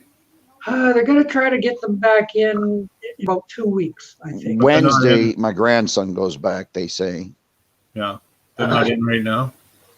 but only 2 days Hey, a week, so Monday I and Wednesday. I don't know. Is this what you guys are talking about? The top video right there? Yeah, that's it. That's grandfather clock. Yeah. Oh my God! Oh, You're freaking Doc out. Put that away. Look at it. Look at it. It is a little creepy when you think about it. Look at it. oh, You're gonna What's Doc the gonna have horror? nightmares. It's his birthday. You're ruining his birthday. yeah, really. I don't remember what was the bear thing. I kind of forget what the bear thing was. Yeah, I forgot the bear.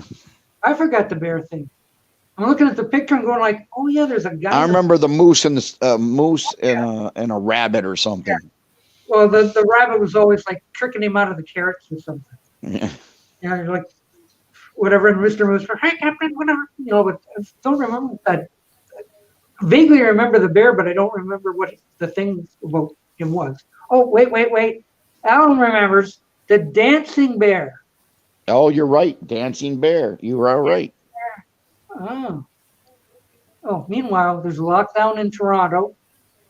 Okay.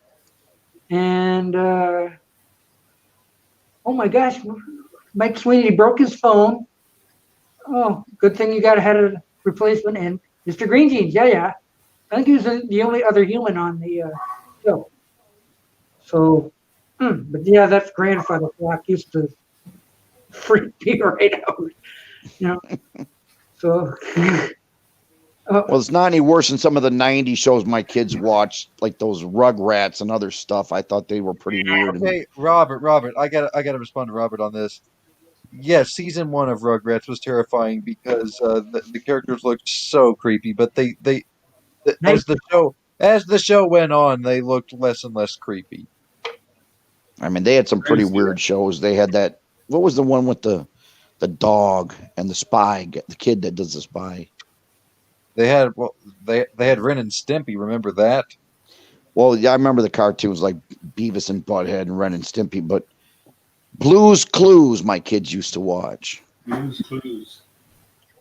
I used to watch that when I was a kid too. It was a fun show. Blue's Clues and Mr. Gadget or something was pretty. Well, I didn't mind that one. Oh yeah. What was that? Professor Gadget or something like that? It was Don Adams was the voice. Yeah. Inspector Gadget. Inspector Gadget. That's in the what it '90s, my kids watched that a lot. That Nickelodeon was probably still big, but it was really big back then. You remember his? No, Robert. Nickelodeon now is not as big as it was then. Not even close. No, even Cartoon Network. Their animation. Let's put it this way: their animation department these days is pretty much summed up as one show: SpongeBob SquarePants. Yes. And that sucks. So that's my opinion. I like SpongeBob kind of. Like I can handle. I can't. I got new SpongeBob sucks. The first 3 seasons were actually the best of the series. I haven't smoked since '79, so I'd have to start again to watch that. That's a prerequisite to do that, right? You gotta. Like they say, Robert, if you're drinking, stop. If you're not, start. Something's wrong with you. I guess. Yeah. There were some good shows in the '90s. I remember my kids used to watch that were decent. Winchell Mahoney. I don't remember that at all. That must be an American thing. I don't remember. That was Paul Winchell and his dummies. Well, that's before my time, Paul Winchell. That's sort of like us, Doc Dawkins and his dummies. Well, I know who he is. I know Paul Winchell. But yeah, well, Paul Winchell started out as a ventriloquist, and he had his dummies on the show. And okay, so that sounds like fun. Okay, well, have you guys ever seen the Three Stooges Stop, Look, and Laugh? Probably, but I don't remember. Well, Winchell and Mahoney were part of that. Oh, okay. Yeah, like they bridged the sequences. So this guy goes way back then. He was even on I Love Lucy even. Wow. Oh yeah, that's in the late '40s, early '50s. Yeah. Yeah, well, actually, not that far back. I was thinking more like Here's Lucy or Lucy Show or one of those. Lucy Show. Oh, yeah. I remember Paul Winchell in the '50s. Yeah, Paul Winchell. Yeah. He ended up doing cartoon voices afterward. Like Dick Dastardly and Gargamel and the Smurfs. Oh, I remember that. The Wacky Racers. Wacky Racers, yes. Yeah. One of my favorites. I got it on DVD over there somewhere. Yeah, Penelope Pit Stop. Yeah. What? That's Saturday morning cartoons, man. Everybody knows it. Yeah. Alan says he has a ventriloquist dummy. Saturday morning lineup. Get out of here. The Mahoney and Smith. Really? Wow. Charlie Mahoney. I wanted. But Harry Humstone has the Jerry Mahoney dolls. Oh, Charlie or Jerry? I can't remember their name now. No, the Paul Winchell ones. He's got 2 of them. They look like twins. He has them set up on a desk. That's scary. If you ever go to check out Harry Humstone, you see them in the background. They have 4-2. 4-2. 4-2. So Doc, you gotta get the NHL app. It's an NHL app. It's great. It's really everything you want to know is on this app. You just the next trick is to get a phone. Oh, okay. Get a phone first, then. All right. But I think my sister's going to donate me one. Donate you one? Yes, because she knows I'm not going to have one in 2 weeks. I've got my work phone. Which is, okay. so she says... so you're losing your work phone? I'm losing my work phone because I'm retiring in 2 weeks. I'll have to Really? You Yeah. are. Yep. That way, Wow. that's great because then you could be on StreamYard all the time. So you're gonna do road trips or what's going on? What do you got planned? It would be. He's gonna do 2 shows a day like Rachel does. Yeah, we'll be competing or something. You should go down to Trenton and hook up with Larry Graves, and you guys could do a show. I thought you were going to hook up with Larry Graves and do Well, he's supposed to be doing a video, but I haven't heard anything recently, so I don't want to bug him, you know. it. But yeah, Well, my sister says she just got a new phone. She got a Samsung 9, whatever that means. So I have a 9S. Okay, well, I guess she had a Samsung 7. They're up to a 12S, just to tell you you're going to be behind. my phone's about 2 years old now. I was just thinking today we've had it 2 years. Mine's a LG 7. It's a great phone. I love it. Yeah, I have the iPhone 11. My wife switched from the LG to the iPhone. Did you? I love my LG. It's a great phone. It's the best phone I've had. It was good, but the kids have to do, the kids in Alaska, we have to do FaceTime, and you couldn't do it with a LG or a Samsung. But that was going to be my question. Why do you have to buy a new phone every year? You don't? No, every 3 years I usually buy it. Yeah, every 3 years. Up until Christmas 2019, I've been using the same iPhone since 2015. Yeah, the iPhone 6. My last cell phone, I think I had it 5 years, and it got to the point where I couldn't download any apps because it wasn't compatible anymore. Well, I found on mine, they kept purposely slowing things down. Well, that's what Apple was doing. They got caught for doing that. And that was Samsung, but I couldn't do my music anymore. It kept glitching. Well, batteries were dying. I think they purposely. Apple just got a big fine for doing that. They were doing it so people would buy their new phones. It was purposely downgrading my phone. Yeah, well, Apple got caught doing that. Bad news. Like that's a little underhanded. Oh, they got fined. They got fined hundreds of millions of dollars for that. Like they really got they got a big cap for that one. I forgot to mute the mic. But that's what I couldn't understand. If if they got phones and I have to buy a new and I have to buy it, upgrade. Well, then what makes the other phone so like you had your old flip phone? They do become obsolete. Yeah, or I remember when they were whether you like it or not. Yeah, those obsolete by design, I think. Yeah, I bought a Chromebook and they're dated to only last 5 years. Sorry, will they blow up at that point? Or? They just totally they don't support it after that. There's when you buy a Chromebook or a Chrome stick, it tells you the date 5 years from the day that they manufactured it. They will no longer support it. 2014. No, that's good. You still. Yeah, I don't have any of that kind of stuff when it comes to computers. I have a Mac desktop that I've had since 2014. It works pretty good, and the computer I use for the StreamYard is a Windows HP that I got as a graduation from high school present in 2019. They both work fine. See? Yeah, that's only a couple of years old. Obsolete if you think they are. They don't necessarily are. Maybe we're obsolete. You ever think of that? Well, I do know they do stop supporting certain platforms. Oh well, I mean, I have I don't get much support anymore. Older laptop computer I've got a much older laptop computer that my parents had when I was growing up as a kid. It's running Windows XP, and in fact, nobody else support me. I had Google Chrome installed onto it, but you can still get on it, but it's worthless because you try to go to sites and it won't go to them because Chrome does not support Windows XP anymore. I don't get no respect. So I got a laptop computer that's pretty much worthless.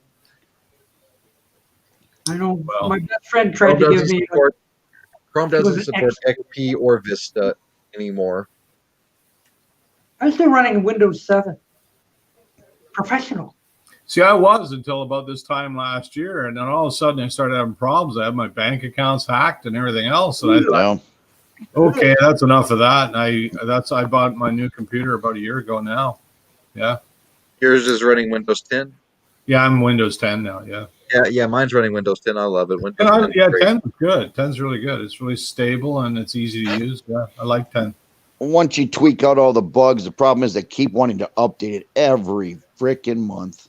How old is your car, Kimba? What do you drive? Let's see how stubborn she really is. Well, my truck, I drove it 19 years. I wish I still had it. My Corvette's a 79. Yeah, but that's a special item, you know. I've had it since 91. Yeah.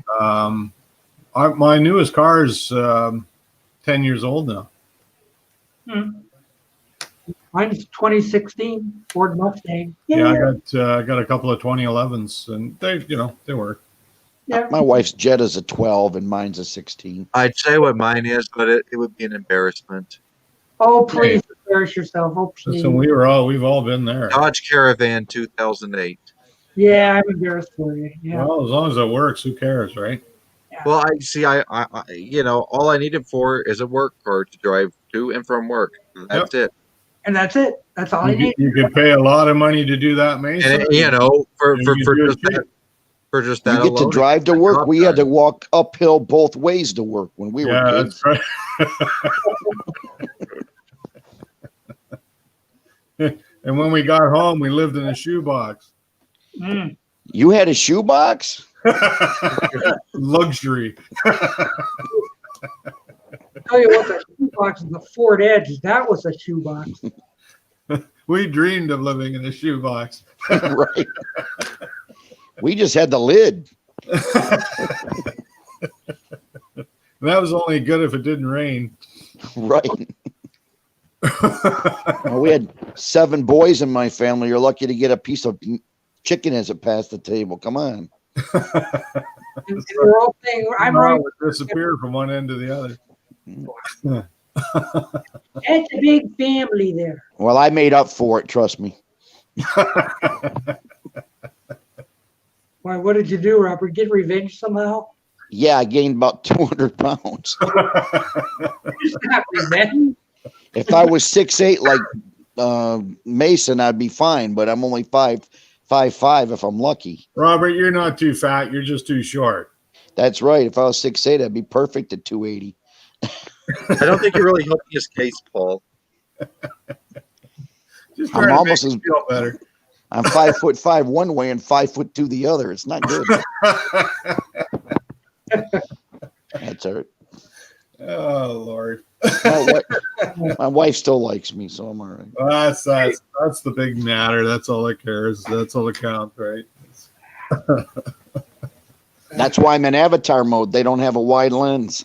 But boom. I don't get no respect. I don't get no respect. I don't get no support. Yeah. We're obsolete. Yeah, Okay. it takes me an hour to drink one beer here. Nice That there, tastes Doc. really good now. Doc's getting a little I- tipsy on his B-day. I was a bit serious because when we were going to high school, I had to walk like 1.5 miles to get to high school Yeah. every day. It was like that when I was in Back middle when I was in school, I had to walk home from school, and the high school, the distance between my house and the high school. Well, let's put it this way: they were both off of the same street, so I had to walk about 2 or 3 miles in the afternoon. Wow, that's a long way. Now, 1.5 miles both ways, so it's 3 miles a day. I It had didn't about bother a me. mile when I was in grade 7 and 8 middle school, but it was like most of the year you just ride your bike, right? So it wasn't too bad. I never rode my bike. I just walked. Yeah, I was. I only lived 3 blocks from high school. I couldn't couldn't ride it in the winter, but most of the year. Well, once I was 17, I had a 68 Catalina and started driving myself. Then Catalina, God, that's a land yacht. Well, it's a Pontiac. It wasn't that big. It was all right. Yeah. Catalina, that's pretty low. It was a decent car. That's about the size of an Impala, isn't it? Wasn't it about Yeah, That's pretty I low. paid $150 for it. You know, when I bought my first car, it was a 77 Corvette. I was just out of high school, bought this thing. Car. And, you know, in Ontario, you can't drive them in the winter because you don't have any road clearance. So then about a month later, I bought a 1970 Impala for $800. And I drove that thing about 9 years. Wow. How's Yeah. it good? It was indestructible. It was those things were huge and you couldn't hurt them. Well, I know the car. Yep.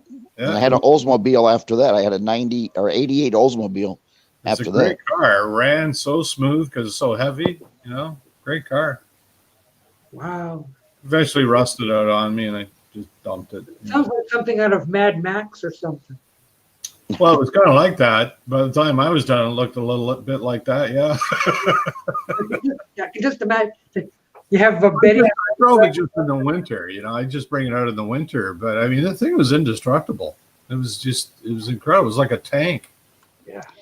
Kimba's got some wise words here. Be healthy so your family can love on you for as long as they can. Kimba, if it gets you from A to B, don't worry about spending the money. I assure you, my car gets me from A to B. Yeah, that's all you need. I mean, Spend the money on the all I vinyl. need a vehicle for is to drive to and from work, and it Well, gets you know, the job done. These days, I'm not driving. Like I'm teaching from home now, and I tell you, I get in the car now, and I have to think about what I'm doing. It's Oh yeah, that's right. You're a professor, aren't you? Well, yeah. And it used to be, you know, I drive into Vancouver every day. Well, you know, that's pretty heavy driving. Now I'm not driving at all. I get in the car and it's kind of like, okay, what do I do now? What button does what? How do I start? You kind of lose your edge, I think. Anyway. You haven't been going to a physical college since the COVID started. Not since my last time at the campus was in March. I haven't been to the campus since March. What Of color? last year. Yeah, last year. Well, yeah, March last year. Yeah. How do you teach? Like a Zoom call or something? I'm doing Zoom. I'm teaching over Zoom. Yeah, Zoom. It's not much fun, is it? Teaching over Zoom. Well, you don't have the personal contact, but I tell you, the commute. The roughest commute I have is I have to pass the cat on the stairs. With the two dogs behind you. Yeah, and you know, like I'm saving, honestly, it's Canadian dollars, but I'm saving about $600 a month That's not bad. just by not having to go to work. You know, you get the parking, the gas, the food, all that stuff. That goes into records. Yeah, and plus my insurance went down because I had there's a premium if you go over 15 kilometers to work. So I took that off. And so I'm saving there too. So yeah, I'm about $600 a month I'm saving. How do you feel your students are doing now, though? You know, I haven't noticed any difference in the grades. So and our enrollments have dropped, though. I don't think there's the appetite for online like in person, but the enrollments have dropped. What kind of class do you teach? I teach computer programming. Oh, okay. So everything's got to do with Microsoft and stuff like that. I teach Java. I teach Java language. Okay. I know my grandson's 5 and he's learning about coding. Yeah. Coding at age 5? Well, that's the way of the world now, right? Well, they've got 9 or 10 squares, and you have to figure out how many squares to move up to make the rabbit get the squirrel or whatever, and then how many down or east or west. They teach them. Yeah. Yeah, it's training their brains, right? It's training their minds. Right. Like so many steps up, so many steps down, so many steps backwards. And once you run those programs on the left, east, west, west, east, whatever, north, south, and then it runs the program for them, and the rabbit goes up or down, you know. I actually went through as a high school teacher. I was in Teachers College in Windsor, Doc. And I went through as a music and history teacher, a high school music history teacher. But, you know, the job market wasn't great by the time I graduated, so I got into computers. You mean they didn't want to know about record labels? No, they didn't. What's wrong with these people? They're getting into Who's got the CDs. red Target label from 19? It's all the CDs that were coming out at that time. Stupid kid. Now they'll never know.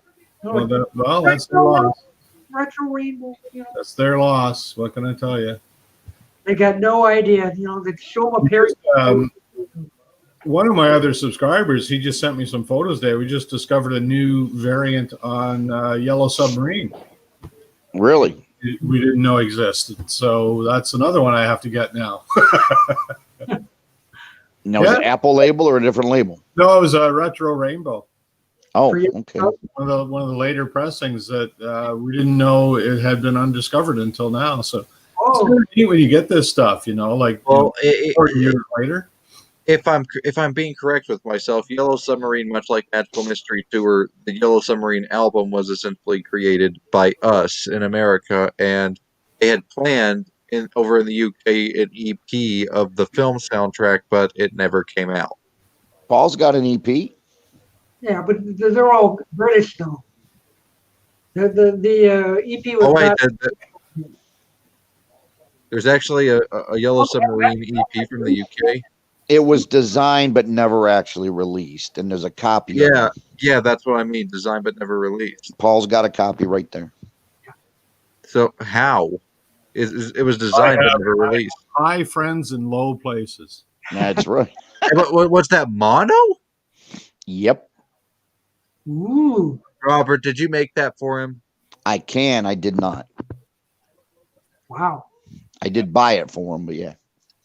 This one even has a record in it. Cool. Is it on the Retro Rainbow or what? No, it's on Apple. It's on. Well, look at that. Look at that. Wow. This one is an EP supposed to look like a 45 single. It's not. It's a fake. What? It's Nick Kershaw. It's what it was supposed to look like, but they just glued the labels. So, on Robert, 45. I think you made the labels, right? These are your labels? Yeah, basically. Yeah. Yeah, Robert made the labels, and we just stuck them on a. He just stuck them on a 45. It's a Nick I played it. It's Nick Kershaw. Wow. Anyway, who cares? Do you still have the 45 that we made for the White Album? Did I ever get that?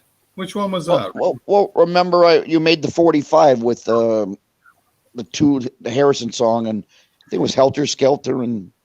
Oh yeah. I don't. Did we print those? I don't remember now. Well, you made a special one for one of your videos when they decided to cut the album down to one album. You know, I might. Yeah, that's right. I remember that now. This is a long time. And you made them special. No one's ever had that 45.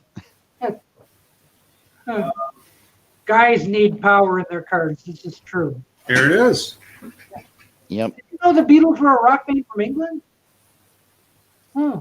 See that? Now there's a Helter Skelter. Helter Skelter and While My Guitar Gently Weeps. It's a one-of-a-kind single. Yep. And if you play it, you get Devo.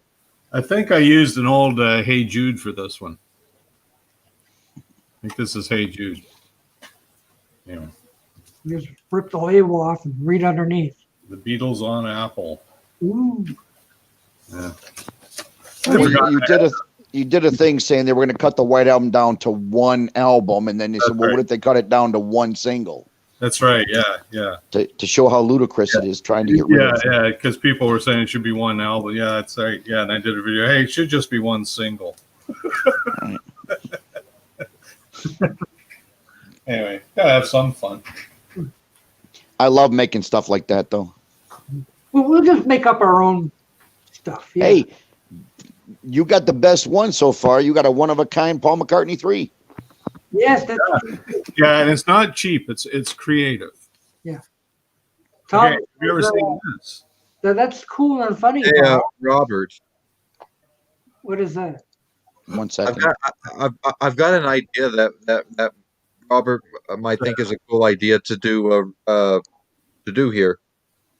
Imagine a 1970s Beatles discography comprising of various highlights of the solo albums at the time. Dynaflex. Go online.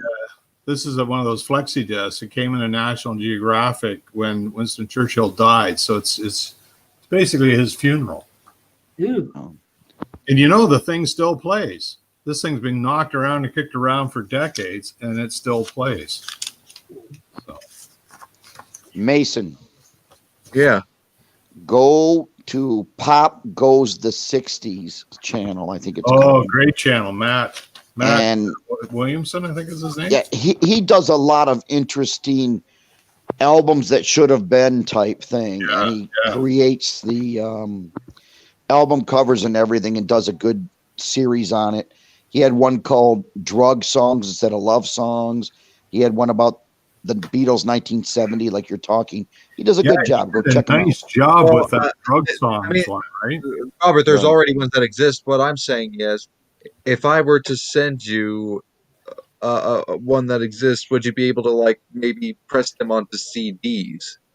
Well, of course, I can do anything, but check his channel out and get some ideas. I just 'cause think they're that would be on there. such a cool idea that we could team up here. Like I could get you like the track listing of what and such, and you could make the artwork and stuff. I understand, but check his channel out. He's well worth checking out.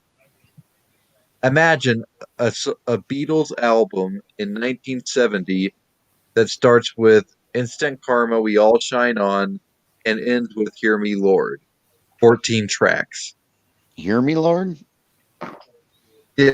My Sweet Lord. Oh, My Sweet Lord on there too, but Hear Me Lord is the final that track. was the last track on All Things Must Pass, right? Oh, I don't Yeah. know. Hear Me, Lord. I guess I'm not that familiar Well, with that if ending you track. take off the Apple Jam, it was. Well, yeah, not counting Apple Jam. Yeah. Well, regardless, Oh, Doc. Kind of like it's a great channel. Everybody go check him out. Yeah, Matt's he does a really good job. He's very well researched, and yeah, he's got some good stuff happening there. Well, how did you like the last channel I sent you, Paul? I know it's a personal thing, but The music one, I honestly haven't checked it out yet. I just went to it briefly, but I definitely will because I kind of like that sort of stuff. That's well, that one link is about Elton John's song that I thought was really cool. But yeah. go ahead and watch him. He's very Yeah. good. No, I definitely plan on doing that. I just haven't had a moment to do that, but yeah. I'm trying to widen the variety that people watch. Yeah, I'm trying to get into more of that sort of stuff too. Not so much the show and tell stuff. Which is nice. People enjoy doing that, but I want to do a little more depth. And don't forget about the raccoons that get fed hot dogs. Oh, that guy amazes me. He's had a run-in with some woman who's reported him. Really? Oh, Yeah, he talked about that just last week, and she's off her gourd, but the guy's not doing any harm, and his immediate neighbors aren't worried about him. So this woman's in Halifax. She lives like miles away from the guy, and she's reported him to the Natural Resources Department, and they came and visited him. They came and talked to him, and basically, they can't do anything about it because he's not breaking any laws. have you seen that, Doc? Oh yeah, I've watched that guy.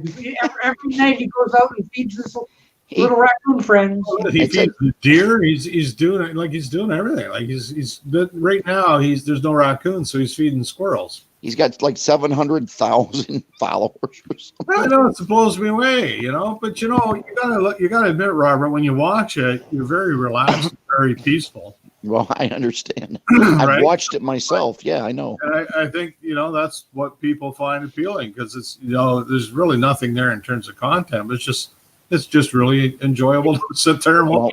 Well, Doc has got to start feeding some stray animals to get his numbers up. What do we got around here besides skunks? Well, I got a bird feeder in my backyard. Maybe I should just film There it. you go. Just stick the camera at the bird feeder and Eric, You're gonna do that. I bet I'll hit 2,000 by the end of the month. Yes. Well, Nano my videos sell. my grandson got a GoPro for Christmas. He wants me to make a YouTube channel with him. And I said, what are we going to film every day? So I don't know.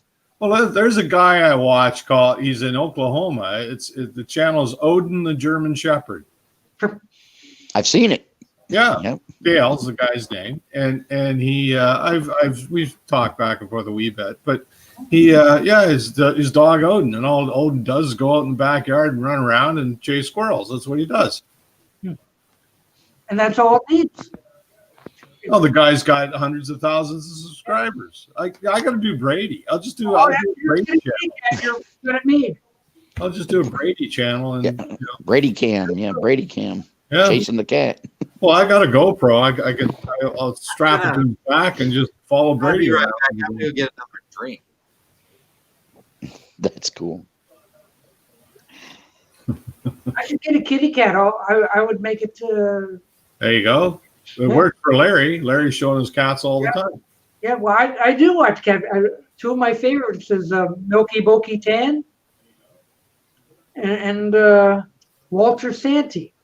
But they both do the cat videos so good, with music and sound effects and all this kind of stuff. Really entertaining stuff. And of course, they're doing well. They get millions of subscribers and all the views and stuff. But it's fun to watch, though. I like it. It's just relaxing. Like I watched one here the other day. The guy's in Ontario. He's got a remote cabin on his own little pond. It's called Strawberry Rock is the name of the channel. And he reminds me of Larry Graves. Like, he's a really laid back guy. And he just walks around and does stuff. And I watched the whole video for like an hour of him just walking around doing stuff. It appeals. It appeals. Yeah. My wife had enough. She went to bed. It's relaxing. You watch that stuff and it's like, oh, it's cool. And it's beautiful where he is right now. It's all snow and the lake is frozen. He's walking through. Yesterday he's walking through showing you the trees that the beavers have taken down. He's gonna harvest those and use them for firewood. So he's all gonna get that one. And he's like, this is really interesting stuff. Anyway, I watched the whole thing. Well, I watched that other guy, James, whatever his name is, with his cabins and stuff he built. Yeah, Sean James. Yeah, My Self-Reliance. Yeah, he's fascinating. Like, he's a little different, that guy, but he's got to move now. They said something about they're putting a road through his property. Well, he had a neighbor that's been harassing him, and to the point where the police have gotten involved. And now there's somebody new building, and they're putting a road right past the edge of his property. Right. And he doesn't want that. He wants total seclusion. So I don't blame him. Yeah. Well, they have to build a road to get to this new neighbor's place, and it's going right. He didn't, when he built there, he didn't think that anybody would ever live back there, but now somebody is. So. Is that in Canada? Yeah, that's up. I think he's up near Huntsville. That'd be Ontario. Yeah, it's Ontario. It's north of Gravenhurst, right? So he's up in the Muskokas. Well, if they ever open the bridge, I'll come visit and see what it's like. It's beautiful. We had a family cottage up there on the Severn River for years, and it's gorgeous up there. But it got overcrowded. People were coming out of Toronto on the weekends and coming up there and just wreaking havoc, and it wasn't enjoyable anymore. It was just getting too crowded. Cottage country. Yeah, but it became very much like a ghetto, and so we got out of it. But it's too bad it goes that way. But it's a beautiful country. It's absolutely stunning. Yeah. Something about single people watch animals. Kimber watches the cats. Alan watches the dogs. I watch the cats. I watched the dog rescue stuff. You ever watch that? You mean where it says, now we have a little dog that's walking the streets by itself that looks like it's... Yeah. Now some of them, I swear they're put ups, right? Like they're. The big question is, do I watch the cats, the dogs? I'll give you the answer. I watch the vinyl community.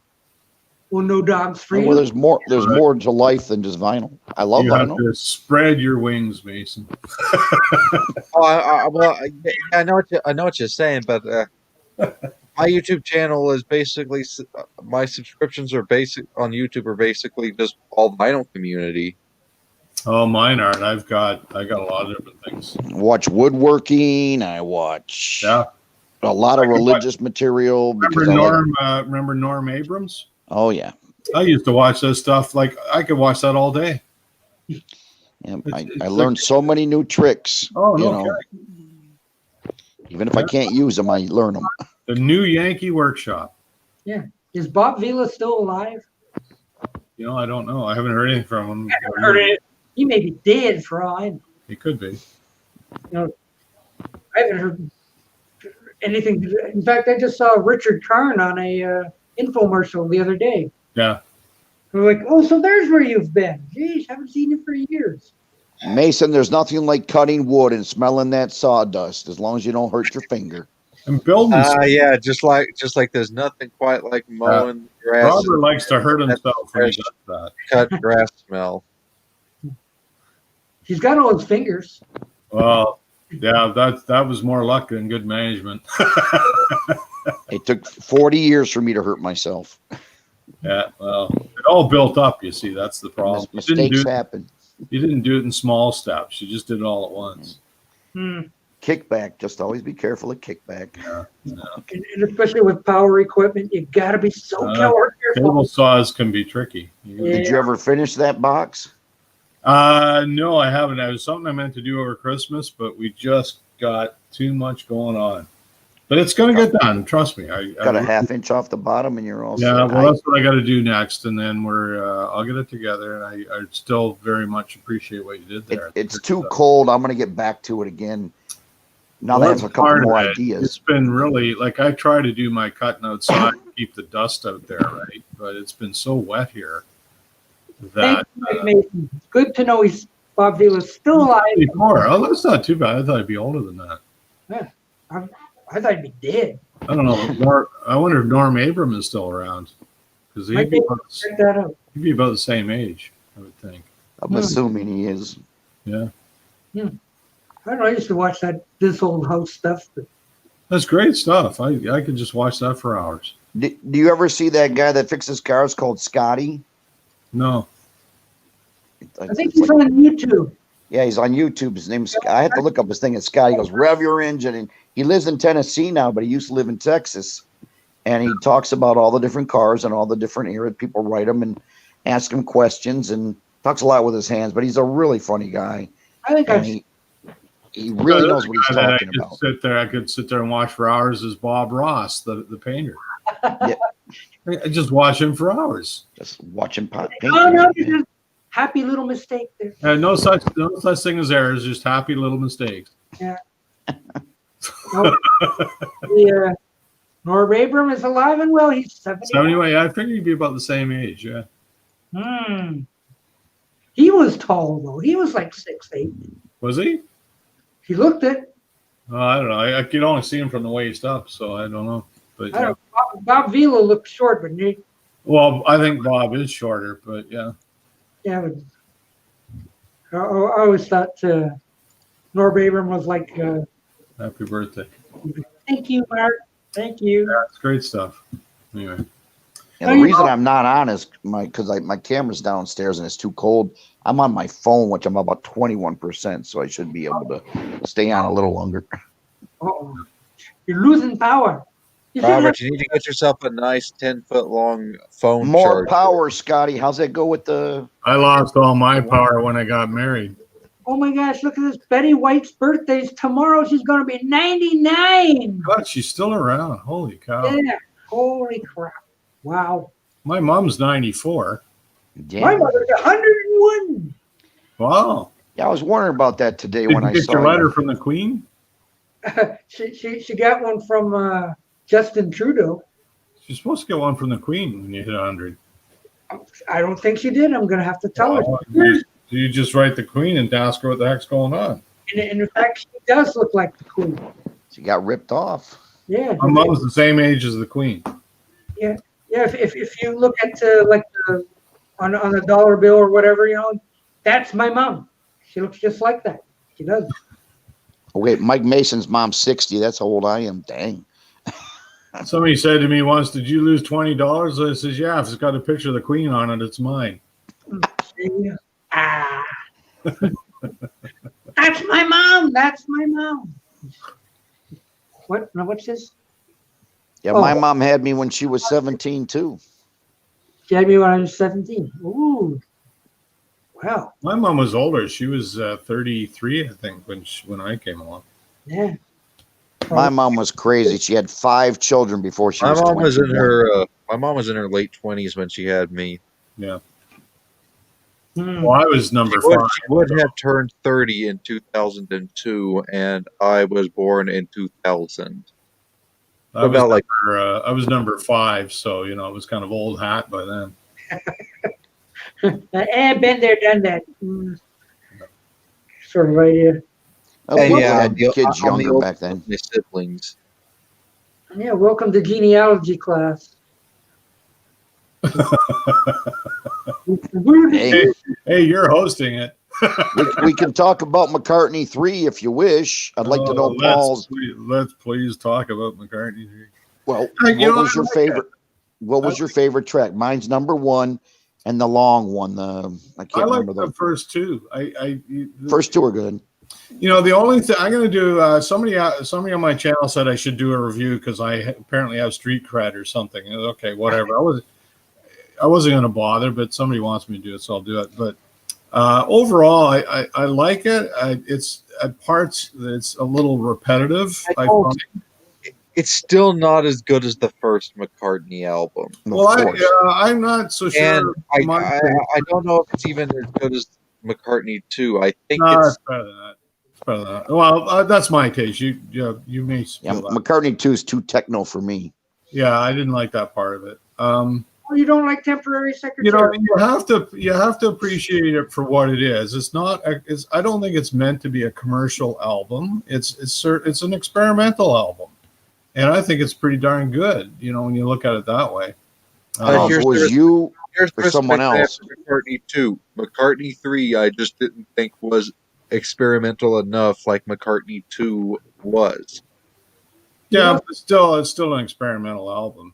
I don't remember who I was listening to. The only thing that is close enough to a hit, a radio hit off there, is "Find My Way." I'll get there. And that's the one they promote as a single. Yeah. But and like, there's no maybe. I take that back. Slidin' could have been a single. Lavatory Low could have been a single. There's no maybe I'm amazed on it. There's nothing like that. But that's okay. I don't have a problem with it. I honestly don't know what people have been saying about it because I've been purposely avoiding. There's actually this really fantastic song on it called "Seize the Day," which is actually a really fantastic song. It's the one that sounds most like a Beatles song. Yeah. Mm-hmm. I like the 8-minute one. I like the first and second one. I can't stand Pretty Boys. No, Pretty just Boy. a little too weird, Pretty Boy for me. What's the one about Lil? What's the one about Lil? It's all right. It's okay. It's a little rocker. I think the weakest thing on it is "Kiss of Venus." It's so annoying. But I bought this Japanese one, for the bonus tracks, and I get this thing. It's like they're freaking outtakes. That's right. Since when did an outtake become a bonus track? Since McCartney said so. Well, on Egypt Station, we got bonus tracks, and they were actually bonus tracks. They were songs that weren't on. Yeah, well, let's put it this way, Paul. The bonus tracks off of the Egypt Station releases, combine all those together, and you would have had enough material for a whole other album. Well, you did. He put out a 3 vinyl version of it. Mm-hmm. So you did have enough for a whole other album. Yep. He put out a 3 record set version of it. But he waited until everybody bought the first one. That's right. And then 3 months later, guess what? Anyway, I don't know if it's him or the marketing or whatever, but you can't, like, an outtake. I'm sorry, something that he recorded on his cell phone is not a bonus track. Give me a break. Like, honestly, that don't wash in my neighborhood. I want to say overall, I thought the album was very good. I give it a 7 to 8 out of 10. I'd say that's fair. Yeah, I think That's fair. I liked it the It first time surprised I heard me. it. First time I heard it, I liked it. So that's always my gauge. What's the first impression? I heard someone talking one day, and they said they had wished that the Fireman album had actually been the McCartney 3 album. Yeah, the third Fireman or the No, first? the first one, the very first Fireman album would have Yeah, made a it's great really McCartney 3 because And it's you know- very good and experimental. You know, the other one I like is Twin Freaks. Have you heard it? I've got it. I'm not as into it as I was in the very what first is that? Fireman. The first time I heard that, I That's liked it. technically a compilation, isn't it? What, Twin Freaks? Yeah. No, I don't think so. I don't know much No. about it, but Well, I mean, all the songs on it are repeated songs from other stuff, right? no, Not that I think. No. no, not that one. No, I don't think so. Some of them might be, but I don't think as a whole they are. All I know is the first Fireman album was fantastic. And it was so new. What about Rushes from '98 I didn't think it was as good as the first one. and Electric Arguments from 2008? But like I said, if they had just released the first one underneath a McCartney 3 moniker, it would have done better along the lines they were talking about. That's one. What's the guy's name? Youth? Is that the guy's name? Yeah. Yes. Yeah, he's got. I can't remember his real name, but It's time for a special guest to join us. This would have been McCartney 4 then. yeah. Well, maybe we'll get that next year. I want to put a special guest up here, okay? Well, I hope we get it in Minnie's channel. 95. Go Kim- for it. Come on Kimba. in. Kimbo. Oh my God! Ah! This is not. Oh, come on, man. Okay, did somebody do? Oh, not again. Oh. Not again. Doc, Does this so happen sorry. every time? So, Doc, is that what you look like down below? We only see you from the chest up. Doc, you should know by now that Kimba would never do that because Kimba doesn't post any videos. She doesn't come on screen. So No. you should have known better than to trust that. How come every time I'm on Doc's show, this happens? No, I'm just kidding. Unbelievable. Happy birthday. Happy birthday, Doc. I don't know about you guys, but I don't think that's anything I would be showing in public. Oh, wow. Nothing there to brag about. Wow. Thanks This- a lot, Kimba. Gee. I'll tell you what, Doc. Yeah. If that did any impact on me, it made me choke on my root beer. Now you get something for laundry tomorrow. Ugh. Well, Okay. we Steven, know who was here. I said, okay, there's Kimba. She wants to join. Why not? Wow. Well, but Kimba doesn't do that kind of thing, Doc. Well, I know that, but I mean, you almost wish there was a small delay before you actually entered somebody in. I don't know if you can do that. whatever. I was just not expecting that. That was a surprise. You weren't expecting it. Gee, that's a shock. Oh, Stephen, that was Dolan. Here's your here's your Twin Freaks. Ah, Twin Freaks. Woo. Yeah. So And here, that vinyl's not cheap. no, it's not. I got this at my record store. It was a used secondhand copy, but it was, yeah, some of it is retakes, but I think some, like, it's so different that it's really new songs. But You got to know it. It was never available outside of vinyl too. So Oh, is it not? Never on CD? no, it's not on CD. I had to make my own Oh, wow. from the vinyl. Maybe I'm amazed on it. That's got living that time. Yeah.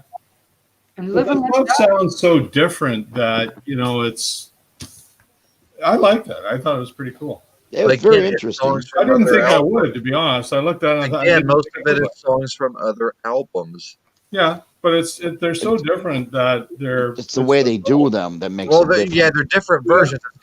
It's kind of like another Thrillington, different versions of. Yeah. Because Thrillington was a different version of Ram, and this is just different versions of some of his songs. Well, it's not the full songs either. Like, if I recall, there's not a lot of singing on this. No. So I like that. Anyway, I thought it was cool.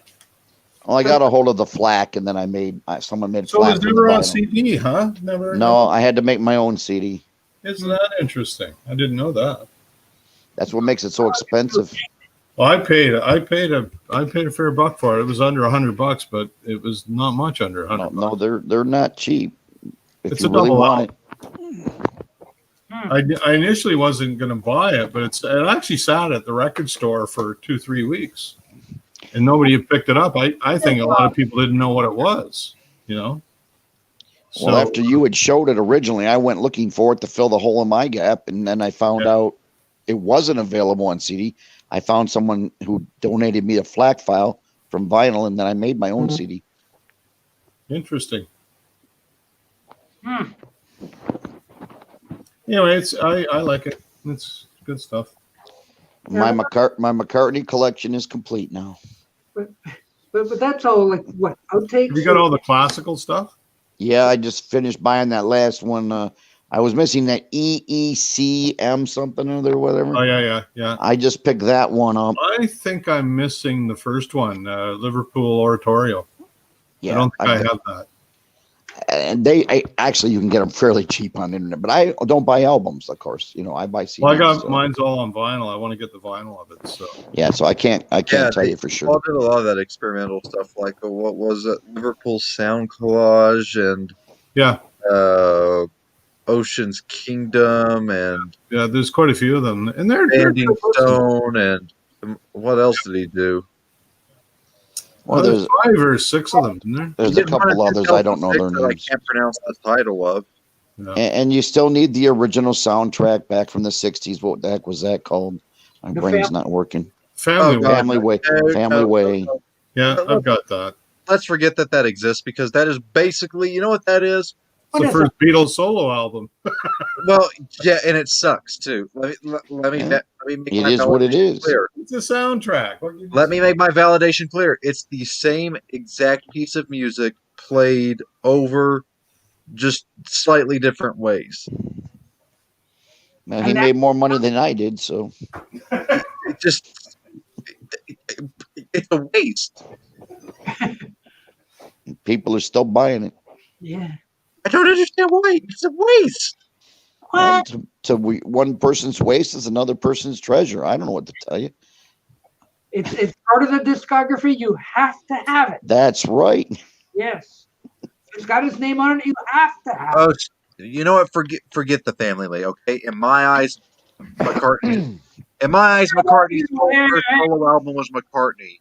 In my eyes, Paul McCartney's first solo album was McCartney. End of story. Well, it was the Family Way. Yeah. I have the other cover, the green one. But mine is actually, I don't know if you can see it there. That must be from. It's from a radio station, CBC, the CBC. Ooh. Sticker on it, and I think there's probably one on the disc as well. It's a stereo. Yep. Wow. Yeah, it's a London. It's on London Records. See the. Oops. The Imagine them CBC. playing that. Wow. It came from a CBC radio station, apparently. Is that the same? Is that the same label that the Stones were on? Yeah. Yep. Yeah. Thank you, Dylan. Happy birthday. Yes. Anyway, there is a reissue of this with a different cover. Yeah, that's not the cover I remember seeing. I got the green cover. Yeah. I think the reissue actually. I've seen the reissue. It's the green cover, and it's actually got the characters from the movie on. Yeah, I got that one. See, I don't know if you can see it, but they got CBC stamped up. You see the date here? 1967, Yeah. November 3rd. Yeah. But the film came out in '66. Yeah, but the soundtrack could have been later.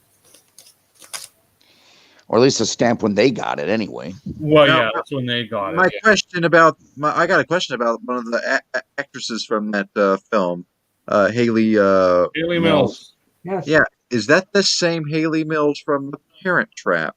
Yes, Disney movies. Yes, and John Mills was Yep. their father. Yeah, she was a big deal back in the 60s. Mhm.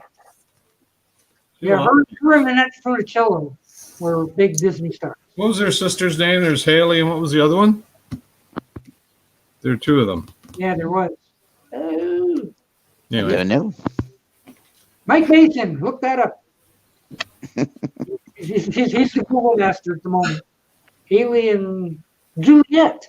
Juliet, that's it. Juliet. Well, let's see, the original Parent Trap movie came out in '61, and Family Way was '66, I think. Yeah, something like that. That's like a 6-year gap between those two movies. Well, she's a I think she was, if I remember correctly, she was only a kid when she did the Parent Trap. yeah. She was a British actress, so she Yeah. probably did a lot of stuff in Britain that we didn't get. You know. Nanny and the Professor. Yeah, Nanny and the Professor. That was her TV series. Yeah, I remember that with Richard Long. There you go. Yeah. He did that But after the Big Valley, right? After that he did Nanny and the Professor. But Haley Mills didn't play that part. Yeah, I think she was in that. I could have swore it was a different actress, but hey, I'm pretty sure it was her. That was who am I? the Mills family. Oh, Juliet Mills. Okay. Juliet Mills, yes. Yeah, not Haley Mills. All right. Yeah, well, they were sisters. Well, Was it Juliet Mills in it? Yeah. I know it wasn't Haley. Okay, it might have been her sister then. Yeah, kind of like the But she was better looking anyway. what's her face? Well, they're all in their 70s now, so that's all debatable. We were talking about the Parent Trap thing. The remake from the '90s with that Lindsay Lohan. Come on, just leave a good thing alone. Anytime they make a remake, use I can't think of. There might be one remake that's good. I can't think of any right now. There are none. Juliet Mills. Well, the remake of Freaky Friday was actually pretty fun. What was it? Jamie Lee Curtis and again Lindsay Lohan, but Ooh, Haley Mills in '74. Not Yep. that old. Yeah. Everybody's 74. I know the same number keeps coming up. Well, Juliet's 80. Oh, we're still I'm alive. gonna play will that be number this in the year. lotto tomorrow. She was born in 1941. Yeah, Richard Long died long ago. 74, I think, wasn't it? Or back in the early mid 70s? Not too long after a Nanny went off the air. Yeah. He Yeah, died of see, they cancer. canceled it and they killed him. Yeah, the same thing happened to Irene Ryan. Right? Yeah, she died just after the Hillbillies, After the right? Hillbillies were canceled, she was gone. Yeah. And cancer killed them both. Everything keeping her alive. They should have canceled it. Well, there you go. They killed her. Yeah. Wow. I just got to season 5 too. Of Hillbillies. I'm at 12%. We'll see how long I last here. Uh-oh. He's almost out of power. Yeesh. Boy, Juliet was in a lot of TV shows. Harry O. She was in Marcus Welby, Hawaii Five-0. She was in Matt Helm, apparently. Wow, she's basically a detective. She did a lot of stuff. Oh. That's Juliet. Yeah, Nanny and the Professor. That was Juliet Mills. Yeah. Yeah. She Nanny was was- on for 54 episodes. Yeah, I remember watching that. I've watched a few, but Yeah, the theme song was great. She was in Alias Smith and Jones. I love that show. That was a great TV show. Western. Decades is showing Wild Wild West on the weekend. Yeah, that was another good one. I tried watching a little bit today. I could only stand so long. I said, the "Where's problem is a the lot of them have commercials every 5 minutes. I can't watch regular that TV drives anymore. you nuts, doesn't it? Drives you nuts. That's the state of television today, and everything has to do with retirement. So, any other surprise Hey, guests today- up here, or what? I want another surprise guest. Where's the no, please. Where's the birthday boy? Maybe that was your birthday present, Doc.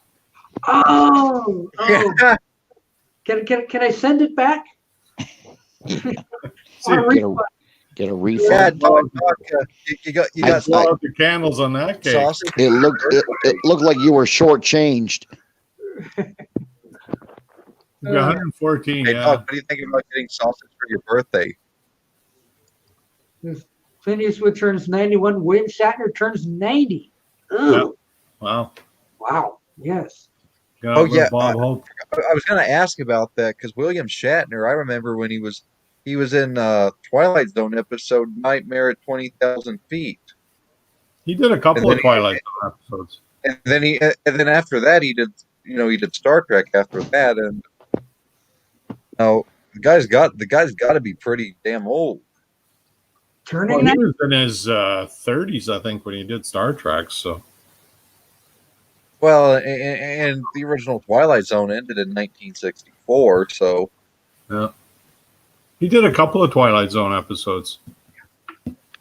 yeah, Yeah, I he- know Nightmare at 20,000 Feet was one of them, and I think the other one was you remember the one where they were in the diner and you had Yeah. that thing and you put a coin into it and it The was fortune supposed to telling predict, thing. predict the future. Yeah, it was kind of a creepy one. Oh my Was Shatner in that one? I can't remember. I think Yeah, he was. Yeah, he was in there with his girlfriend or whatever. Yeah, that's the other one he was in. He might have been more. Those are the two I remember. No, I think he was only in 2. Yeah. Although he's mentioned in here 3 times, so maybe I better look. Oh, you got a book on it. Okay, there you go. Instead of cable, Doc reads. Okay. Oh, he was. Okay, this is the first one he was in. Is this going to show up? So Nick of- that's the one in the diner, I think, right? Nick of Time. Oh, maybe not. Okay. I think Nick of Time was the diner one. Was it? Maybe Okay. I can't remember. I can look it up. Well, I'm trying, but it's Doc, so tiny of print in the dim here. it's your eyes, Doc. You're getting old. It's your birthday. I know, I can't read. Let me take a look on Page 344. Okay. Page 344. Twilight Zone original series. You have to solve this mystery before I sign off here. Yeah. What season did Nick of Time air in? I was Was it trying the to find first my adapter in case you guys stayed on a little longer. Whatever the 1960 it aired. Okay. 1960. Okay. Oh, I'll tell you what's an absolutely freaking creepy Twilight Zone episode. Mirror Image. Anyone remember that one? Sorry, what was it called? Mirror Image. Anyone remember that one? Your image. I don't remember titles. I just remember. She's in a bus station. And it's pouring rain outside. The hell? Why? No. Sorry about that. Anyway, she's in a bus station. It's pouring rain outside, and she keeps seeing herself. Well, she sees herself in the mirror, but it's like there's a counterpart of her that is eventually going to take over, and she will no longer exist. Interesting. Remember, Yeah. William Shatner? Mirror Image is a terrifying episode. T.J. Hooker, yeah. The only thing I remember about that show is Heather Locklear.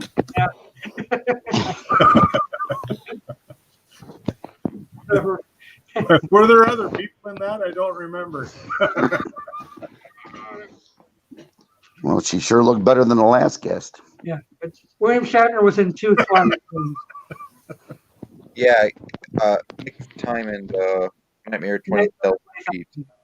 Yep. That was the Shatner episodes. They redid Nightmare at 20,000 Feet as Nightmare at 30,000 Feet for the new Twilight Zone series. Yeah. And I think who they get to play the role in that? I think Adam Scott. Who? Adam Scott. You know, one of the creepy episodes was the one with Billy Mooney in it, where he played the kid that made people disappear and made.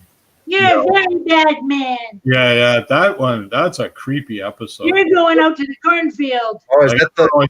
I don't always Oh, sneak up behind him with a shotgun or something. You know, like that's one. And they did a sequel to that in the new show as an older person.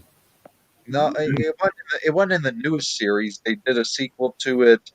They did a sequel of sorts to it in the Twilight Zone movie, Maybe loosely, it's a movie then. but then they also did a sequel episode in the 2002 series. Yeah, I think it's the 2002 one I saw, but yeah, that was a creepy episode, particularly when they turned the What was the name of that episode? they turned the guy into the Jack in the Box. I thought that was the creepiest part of the whole thing. That was really creepy. But anyway, the version that's in the Twilight Zone movie is actually, it's not necessarily a remake of that episode, but it's basically that episode just switched around a little bit. It's based off that episode. Right. And it's basically, a teacher encounters a kid. A kid takes her back to his place, and then he can basically make people disappear, and his fake family act like they love and adore him, and they pretend to do everything. Afraid of him, Yeah, because they're afraid of them. Yeah. But no, they don't. Was it called the Cornfield? Was that what it was called? No, what was it called? Oh, In this version, though, Disappear in the cornfield, yeah. but no, in the movie version, he doesn't send them to any place. He just makes them disappear. It's not explained, but Yeah. it's really creepy because the only character that is actually from his actual family that he didn't make disappear, which was his sister, he made it to where her mouth disappeared. Like she has no mouth. Freaky. I'm behind on this one. I know people I'd like to do that too. There's a scene in it where she's watching cartoons in her room with the lights off, and it pans over to her, and I saw that, and I'm like, whoa, she's got no mouth, and it looks terrifying. Yeah. Most of them are in politics. Yeah. Wow. Anyway. Yeah, I have to pick up this book again. Was it 7:30 there, Paul? Bill Mooney. Yeah, Yeah. it's 7:36 here. Yeah. Yeah, it's 10:30 here. Yeah, it's Gosh, I gotta check the hockey scores here. Hang on. yeah. I haven't heard of hockey score for a You while. gotta get the NHL app. I need a lot of apps. Of course, you need a phone. Oh no, the Canucks are losing 1-0. That's not right. Can't have that. So now I understand they're playing within their own divisions all season. Like they're only playing teams in their own divisions. Is that right? They're not doing cross divisional play this year. I don't know. I've lost all track of hockey. Yeah, I did too. But I thought I heard something on the radio where they're just playing. The Canucks are just playing 6 other teams, which it's just the teams in their division. Oh yeah, that one. It's a good life. It's a Yeah, good, that's what it was. That's Yeah. what the thing was. Yeah, you're a very bad man. That's the guy who turned into the Jack in the Box. But basically all you could see was the shadow. No Y'all, talking during the music or whatever you said. y'all remember how the original series ended, right? The last episode was actually not very scary at all. It was the episode where you got the kids and their parents are getting a divorce, and they jump into their swimming pool, and next thing you know, they're in this whole other world where, it's just playtime all the time. Nice. Well, they weren't all scary though. Like some of them were irony, some of them were justice. That's the brilliance of the show. It claims to be the genre of horror, but really, it's just the genre of random. Well, I don't think Rod Serling ever claimed that. That might have been what people referred to it as. But horror series. it wasn't Rod horror. Serling's original vision was to make something just out there. Yeah, it was just Endings and stuff like that. But it wasn't intended to be just a horror. I wouldn't even say it was horror. I don't think any of it was actually. You know what? One of the best episodes is actually the Christmas one, Night of the Meek.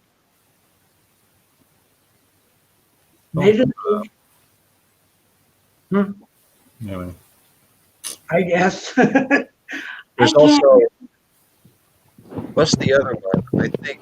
Oh, this was early on in the series, but it's the episode where the guy, the guy is due to be to be taken by death, but he wants to make one big pitch before that.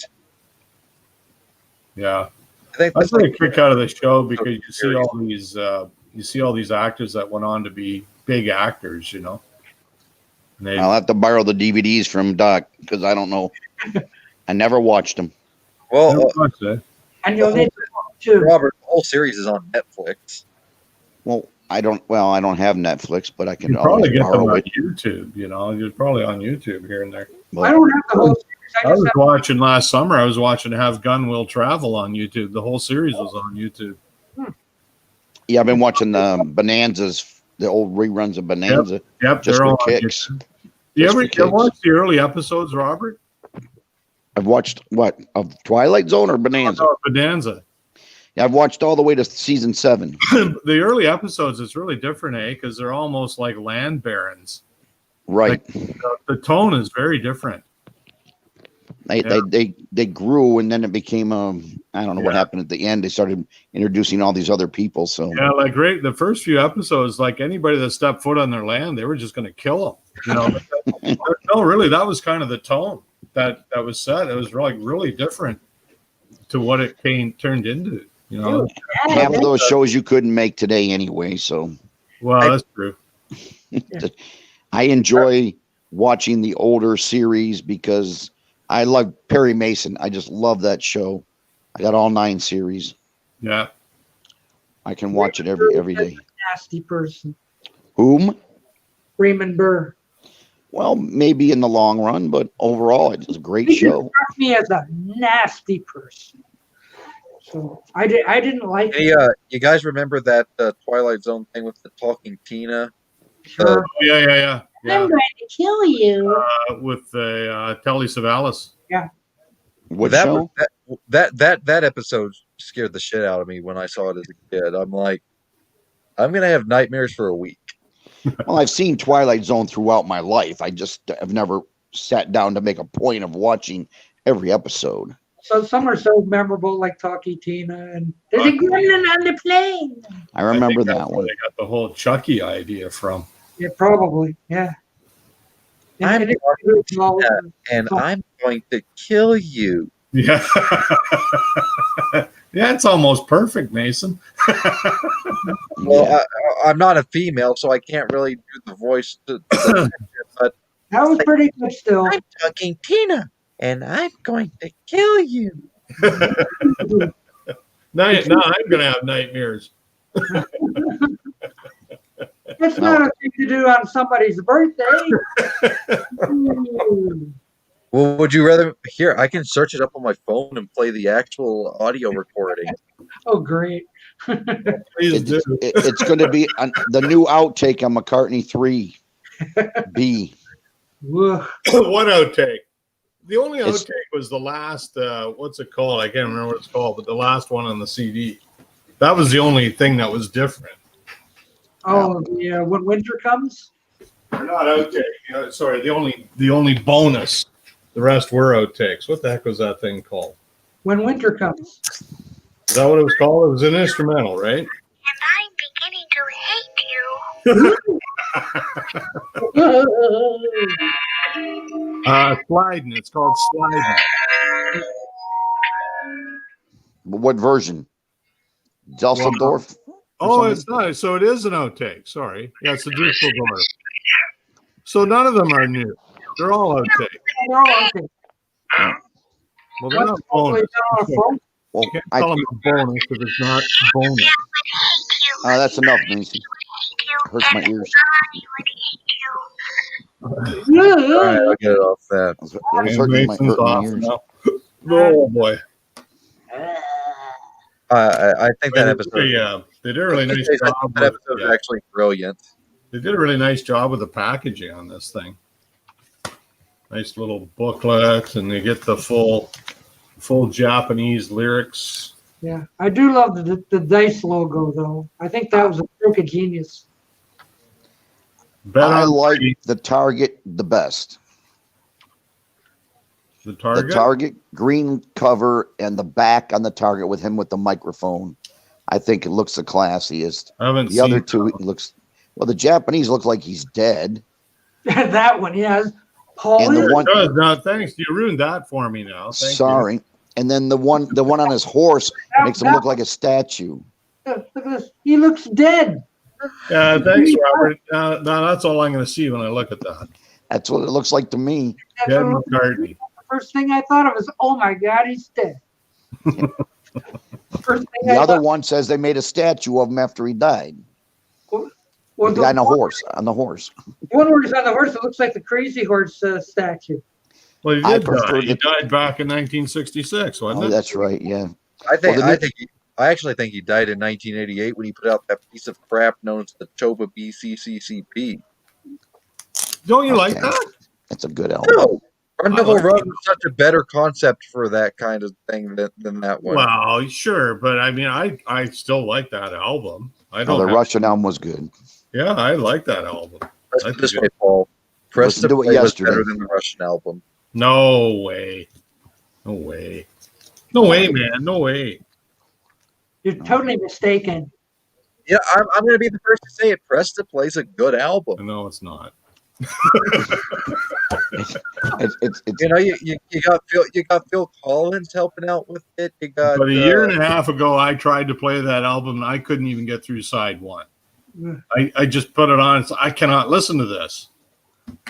there's parts of it I like.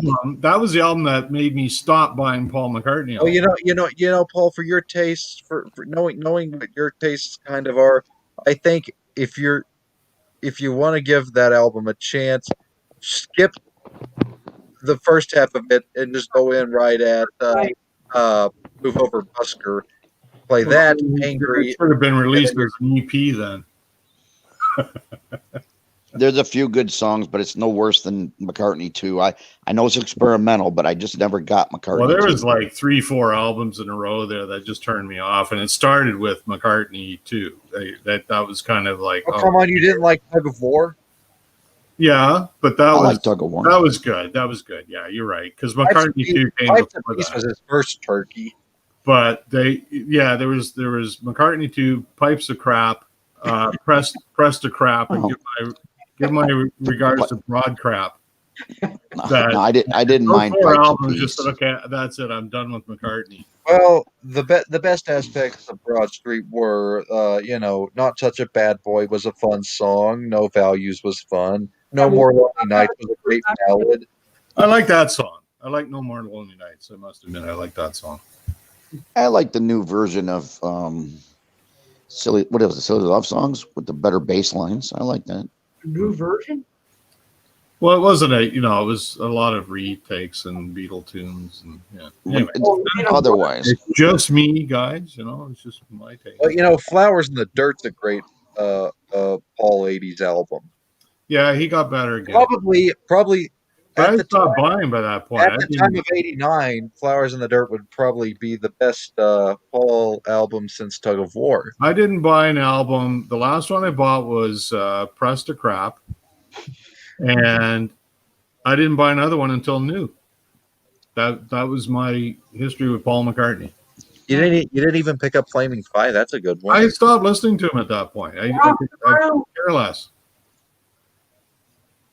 Could care well, I less. saw him in '89, so I liked the Flowers in the Dirt because that's the concerts I saw for those two, '89 and '90. I heard bits of that stuff, but I never bought the albums. I just figured, okay, whatever. But overall, I went back and I picked But, them up. the Flowers in the Dirt. That's when he teamed up with Elvis Costello, and Yeah, basically, and I like that album. I like that. Elvis Costello. Basically, he's the type of guy that anything he touches. I've heard people Can't go wrong. I've heard people knock Off the Ground, and I kind of like that album. Off the Ground's a good album, and it has some of the Costello leftovers on it. Maybe I got them all because I'm a completist. I got them all, Yeah, and well, I I got 'em actually all, like too. them all. I I like them all, I even got Kisses on the Butt, but and I don't like that one, but I still have it. well, I like it in the same way I like Sentimental Journey. Like it's Yeah. kind of okay. He's trying something different. Yeah, but why does he have to go with such a very confusing title for that album? Well, it's kind of an old time saying. Yes, like it. but people that That's are where I people, first noticed his voice going. people that aren't subject to really know what the concept of that album is going into it, they read that title and they're like, "What?" He was saying, "Kiss my ass, I'm making money." You'll buy it no matter what because Like I said, Robert, he made more money than we did. That's right. So what it meant, look, I can't sing anymore. I'm doing old standards. Kiss my ass, I'm making money. I thought, you know, it's no I wonder thought that season 3. He put it out without even dropping a track from it, and people buy. I thought the first half of Memory Almost Full was great, and then the second half loses me. People, quotation. See, to me, I thought that Egypt Station was not that good at all. I'd take even Press to Play over half of Egypt Station. That's my opinion. Well, see, I don't. Again, I thought it was okay. I like the 3-record version, like that third. I like the second one. I like that last one with the Frank Sinatra and some of these other songs. I like that. Yeah. I thought it was good album. Wait for it. He should have took off 3 or 4 songs off the other album and added those on. He would have made a great album. Yeah, some of those bonus tracks were better than the ones that. And that's what I did for myself. I made my own album. Paul, you see the similarity? You see the similarity here, Paul? What you just said about the bonus tracks from Egypt Station being better than most of what's on the album. No, I didn't say Where it else? at all. Where else did you? Some of the tracks that were on the album, the bonus tracks, I felt were better than some of the tracks that were on the original. You can. Where else? What other Paul album can you add that same criticism to? Press to Play. If you take off the Turkey songs on that, Well, I don't know. I haven't heard any bonus tracks from Press to Play. Right Away and Tough on a Tightrope. Press to Play would have been a better album. Yeah, but I liked Egypt Station as the original album too. That's the difference. I don't like Press to Play in any configuration.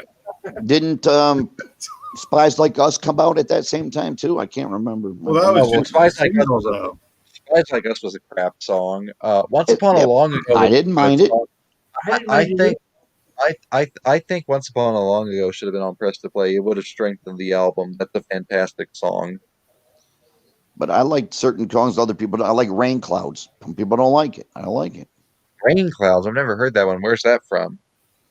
It's around that same time period. It's called Rain Clouds or something like that. Yeah, I can't remember. It's a B-side. It's just, I've got like a 6 CD set of all of his B-sides up until like 2010 or whatever, and it's a great series. But any thoughts on Driving Rain? I like half of it. I've heard a half lot of of it. people slam that one, and I play it. And I fine. It's fine. I don't mind that album at all. Okay, the second best McCartney album to Ram, in my opinion, is Chaos and Creation in the Backyard. Yeah. I like that. I like Memory. I like it a lot better of than it. Ram, but that's just me. But it's a good album. Well, truth be take it told, as- I'll admit I even like it better than Ram. I only said I didn't just because there are people over there. There are hardcore Beatles fans that if you say you like any Paul album over Ram, they slam you because they think Ram's the best thing he ever touched. Well, they slam me because they're narrow-minded. I put McCartney's into 4 different sections. That's I separate those years. So I separate Wings from the rest of. Yeah, you heard it here. You know. I think that Chaos and Creation is probably his best album.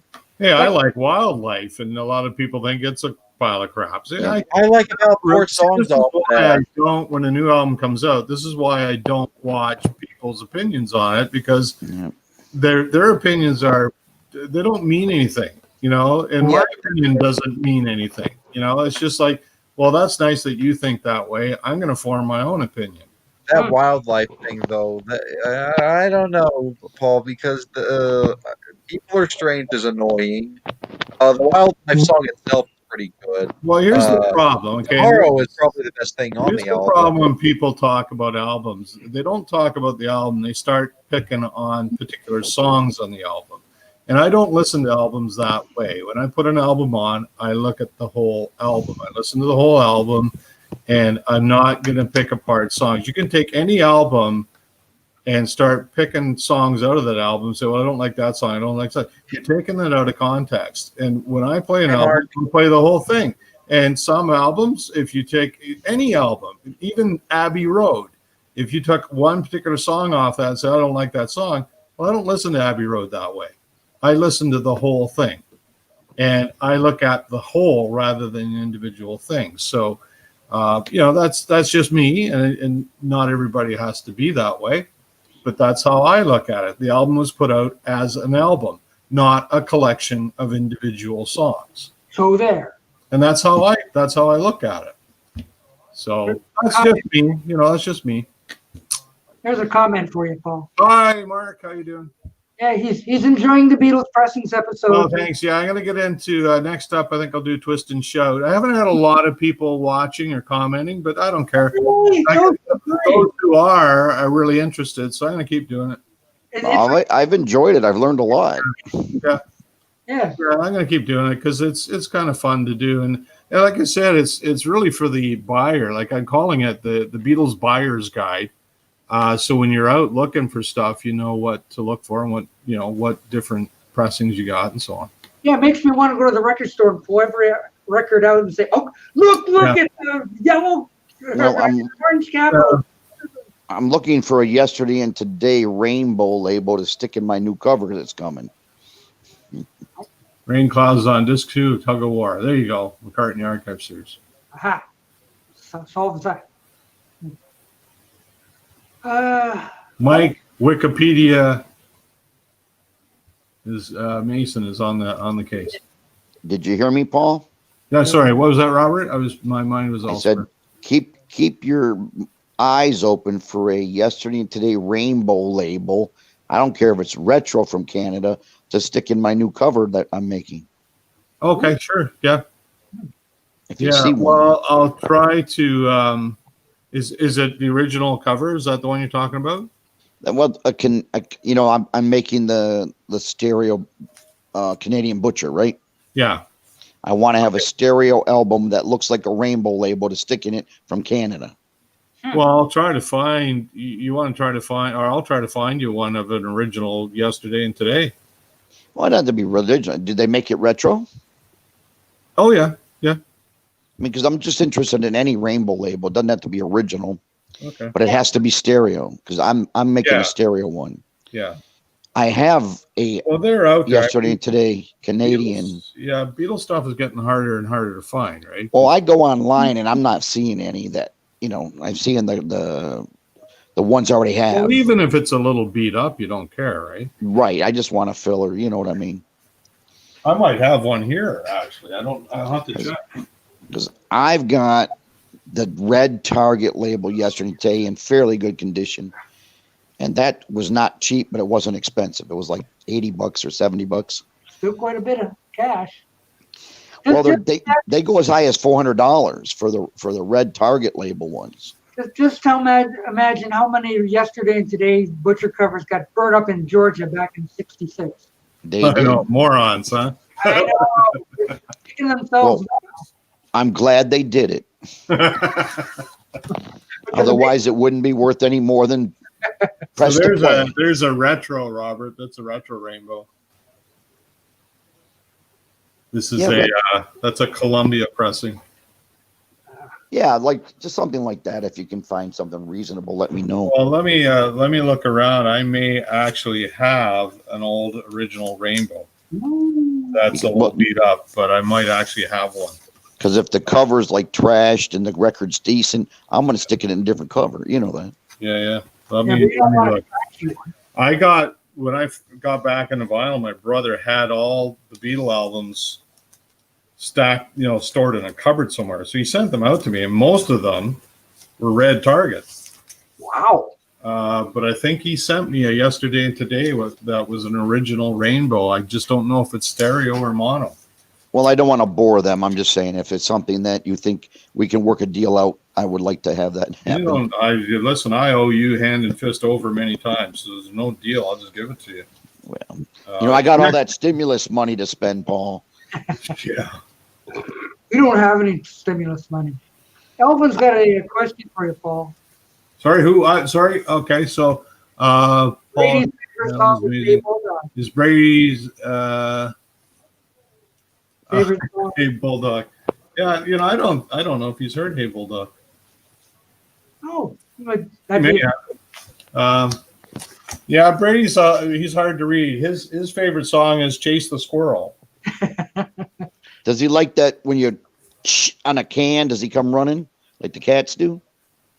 No, he's got his little things though. Like the fire truck just drives him up the wall. A little fire truck. Robert, you got to get a green target now. Ooh, pretty.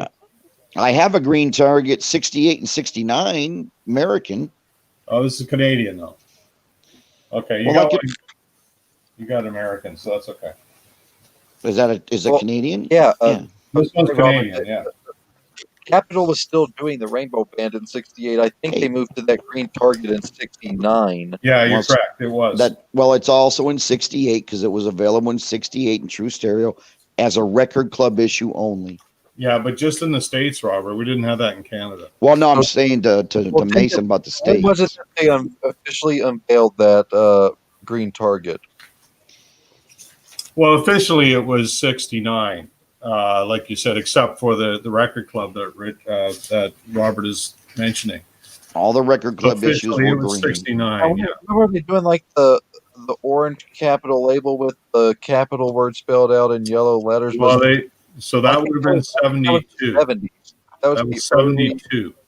But it didn't hit us until 76. Right. In Canada, it was 72. Well, okay, because I got a copy of Endless Summer compilation by the Beach Boys from 1974, and that's orange. But that's a different album. That's a different album, different group. Yeah, I know. I'm just using an example. When that, I'm not talking about when bands started using this label. I've got Grand Funk albums on Green Target. Yep. Because they were on Capitol as well. Yeah, in Canada they use the orange label starting 74. 72. Or 72, yeah, earlier. Much earlier, because they switched in 71, and Beatles anyways, to the red target for one day, and then they scrapped them, whatever was left, and then they went to the Apple label from 71 to 76. Yeah, I've got a help on Apple. And then Capitol brought back the Rainbow Band label in 83. 80. It was 80, it wasn't 83? Well, okay, so in 1980, the Rarities album came out on the Retro Rainbow, but then the regular catalog didn't switch until 83. Well, in the U.S., I don't know that for a fact. I just know that I remember buying more than that on Retro Rainbows during the 80s. That's all I remember. Well, I know in Canada, it was only that one-off for Rarities. And I think they did it because, they were kind of going back to the 60s theme there, right? Right. Then in 83, they dropped the purple label and they went, the full catalog went to Retro Rainbow. I like the purple label. I wasn't afraid. I liked it better than the orange. I thought the orange was a horrible. Yeah, the orange sucked. That was my next question because I was going to ask when the Capitol doing the purple label. You need to watch my channel. Yeah, really? Yes. Really? Subscribe. So the purple label in Canada, and again, I don't know US, so you guys have to figure that out. Look at the Bruce Beiser books. But Canada, the first purple was 77. I think the purple label was around 78 or 79, yeah. But we had 3 generations of orange. We had 3 generations of purple. Yeah, I was going to say, because wasn't there a generation of purple label that they were using at least around 88, 89? Not for Beatle albums. Oh, maybe in the U.S. I couldn't tell you. You don't get it. I'm not referring to Beatle albums. I'm referring to in general for anything. Yeah, that's quite possible. They might have. I didn't buy anything in 89. I was talking about for anything. Yeah, I was buying CDs at that point. Had their name on. Yeah. I think the last vinyl record I bought would have been 87. Well, I came across a Please Please Me with a Retro Rainbow, which I thought was really weird. Yeah, well, gotta be a recent issue. You know what that was? That would have been a U.S. import. That's something. to England. And when they released, no, you know what else? You know what else it was? I got one. Let me show you. Okay. Paul's got everything. Well, I have never seen a Please Please Me on a Rainbow until I saw that one guy that looks like he's from 1950 that does the vinyl things, Vinyl Rewind. I watch his channel every now and then. Okay. And you notice the back here, we've got the Parlophone label logo and Yeah. the Capital logo. Okay. Okay. So when they released the CDs in '87, Okay. they also released the vinyl, and this is when they standardized to the UK catalog. Uh-huh. So they then stopped producing the American albums and started popping out the UK albums on Capitol. Yeah, I don't get Now, why is it they mono did that. or stereo? These would be mono. I don't get why they even did that in the first place, because yeah, the UK discography is probably the right way to go, but don't annihilate the unique American. Well, That's they super did. cool. They did. Buy both. Yeah, they Yeah, stopped so it was in they did the CDs, and then they used the same masters they used for CDs to do the vinyl. So these are all the digital. This is basically the digital mastering for the CDs. Wasn't there a purple label on the outside, like a pipe sticker? Funny you should mention that. Yep. I remember Here it seeing something. Yeah. Is that purple or red? Red. Red. I remember seeing the sticker. Yeah, I now that you mentioned, I remember They seeing it. digitally remastered from the original British catalog. So Yep. this is when everybody went to Canon, which was the UK catalog. Now, did they release all of them or only that one, or first four? They got everything up to Revolver. all of it, and they were already so they did Please Please Me with the Beatles, the British Hard Day's Night, the British Help. Oh, sorry, I missed one there. Beatles for Sale, Yeah. the British Help, the British Rubber Soul, and the British Revolver. I've got them all on Canadian pressing. Now, And that's where they quit. in the US, some of these appeared on purple labels as well, because I've seen them on purple labels in the US. Yeah, I've seen a few of those too, but I noticed that was weird to me to see the rainbow. Yeah, yeah. So the whole British catalog from Please Please Me right through Revolver were all released as the British albums on Capitol. How do they sound? Well, they sound like the CDs.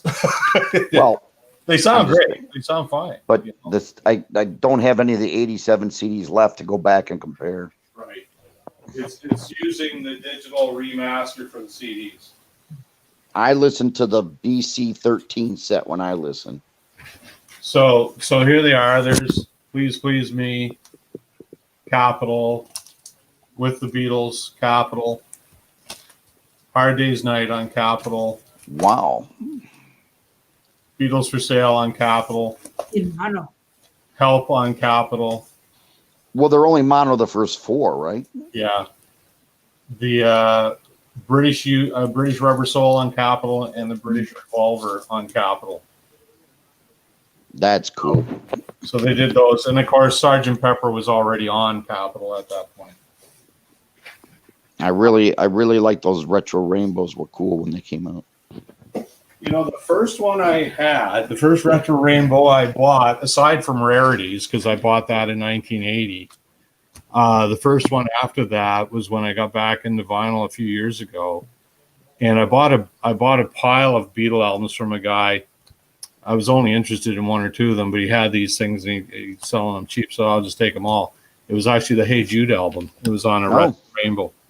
I have never It's seen kinda a cool. Hey Jude on retro rainbow. That's cool. Yeah, well, let me show you. It's kind of cool because I bought it and I thought, well, I do really want it because at that point I just wanted to collect the original rainbow pressings. But this thing looks so cool. I said, I got to have Cool, that. Alvin. So, And I don't know where they stood with the Magical Mystery Tour, because the U.S. in 1967 we made that album.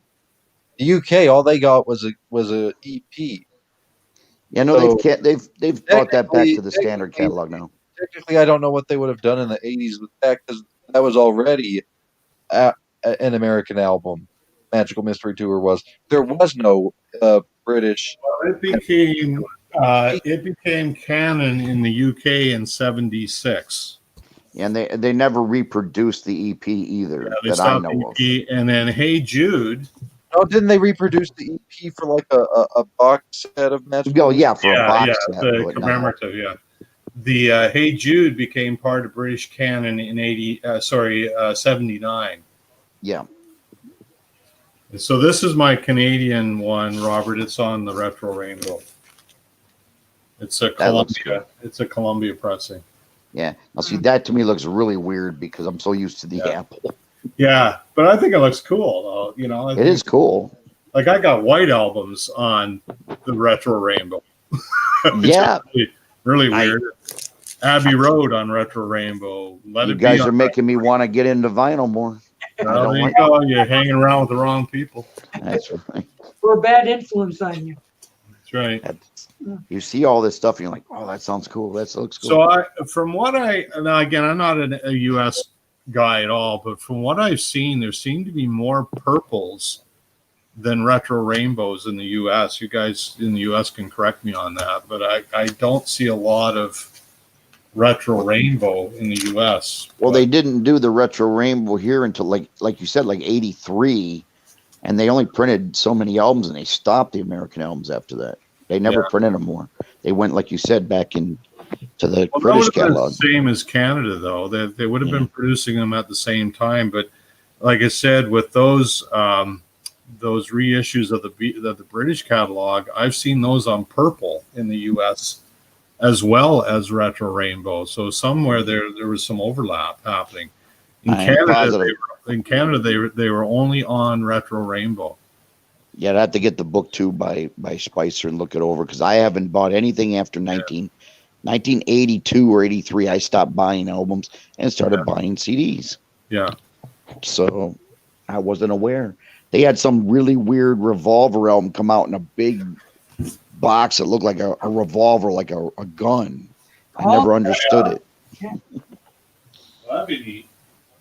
He's got one. He's got to go looking for it. Whatever you have, he's got one. Paul's got one of those. I got something else I want to show you. I never understood. I said nothing to do with a gun. It has to do with a record. Why did they make this stupid box set? Yeah, I know. Marketing. It's kind of weird, eh? So Rachel was showing her Beatles again. Yeah, Beatles again, and just there's something here. Bear with me. I don't know which one I got it in here, but there is a little hype sticker that you get. I guess it's not that one. I got it in one of these. So just give me a sec. You don't have to focus on me at the moment. I find this silly thing, but well, better you than our guest Kimba. We're trying to forget about that. Oh, geez, yeah. It's in my brain now for everything. Here it is, right here. All I have to do is look and use my eyes. Okay, so there. Well, there we go. Bright green. Whoa. That's Robert P. Yeah, I know. There we go. Include things. So if you can get a copy of Hey Jude with that, that's a bit of a prize. I've never seen it. That's cool. Yeah. Well, I think it's a Canadian exclusive. Oh, okay. Yeah. I saw another one and I didn't buy it. And the reason I didn't is I already had it and I thought, let's leave it for somebody else. I don't want to hoard these things. I already had mine. And this is like an original for me. Like I bought my own copy of this. Would have been the mid 70s, and this was on it, and it's this one's an RCA pressing. So right from Smith Falls. Right from Smith Falls, exactly. Yeah, I didn't know they made records in Smith Falls. They made Beatle albums in Smith Falls. I just thought they made chocolate bars. What did I know? So See, there. I don't get that deep until the like where was it pressed in Los Angeles or whatever. You know, I don't look for every version of where it was pressed. There's RCA. You can see the RCA pressing ring going around it here. Yep. Stereo. That's RCA. I like the smaller pressing rings from Camden. Would you say it was from Compo. Compo? I like the smaller It's ring. Decca. It's Decca. It's a subsidiary of Decca. Look how it ruined the Apple label there. Well, that's a point. But I tell you, both are indestructible. Like both are really good pressings, like they did, back in those days. Yeah, and who'd have thought they'd make Beatles records out of RCA Dynaflex? I don't know if they had extra room. I just thought we got a little cheesed up. And I know everyone has their own opinion, but I thought they should have added, you know my name, look up my number or whatever on it, and the Inner Light. On what album? On Hey Jude. Well, Robert, I want to talk to you about that because I think one of the CDs you might be interested. Again, it's up to you, of course. It would be to produce a CD of the Russian Hey Jude. Yeah, I saw the Russian one you had. It had the Inner Light, right? Yeah, it's a great album. It's really a great album. I'll show it to you here in a second. But that might be one that you could produce, and I don't know if people will be interested in it. But it was only 10 songs, and I'm thinking, 2 extra songs wouldn't have killed them. Yeah, well, no, exactly. It might have suffered, though, dynamics. I think Let It Be, the album, would have been better if Don't Let Me Down was on it. Well, we would have loved to have the single on it, Well, I think but they didn't do it. On the original Glyn Johns mix, wasn't it? It is on the Glenn Johns, but they always, for some reason, didn't want the singles on the album, so you wouldn't feel like you're buying the same thing twice. John, the Eagles producer, Glenn Johns? Yeah. Yeah. That guy. He did 2 versions of it, of the Get Back album, and then they were both scrapped. Got a bowl. Well, I thought in the end what they ended up going with was the Phil Spector mix. That's correct, but Glenn Johns did 2 versions for them, and then introduced them to that cover work and everything, artwork and everything, and they said no, we don't like the version, and then he went back and did it again, added Teddy Boy and a couple other songs, and they still didn't like it. Oh God, no! They scrapped it. The original Beatles version of Teddy Boy that was done during the Get Back sessions is weird sounding. Paul's vocal on it is weird sounding. Well, he's just sitting there playing it to John. Him and John are playing it. Right, but what I'm saying is when they did Glenn Johns mix, they added that song to it along with many others that never made it to Let It Be. So this is the Russian Hey Jude. Very different cover. It's got the same back cover. Okay. Look at the song list. Look at the track list.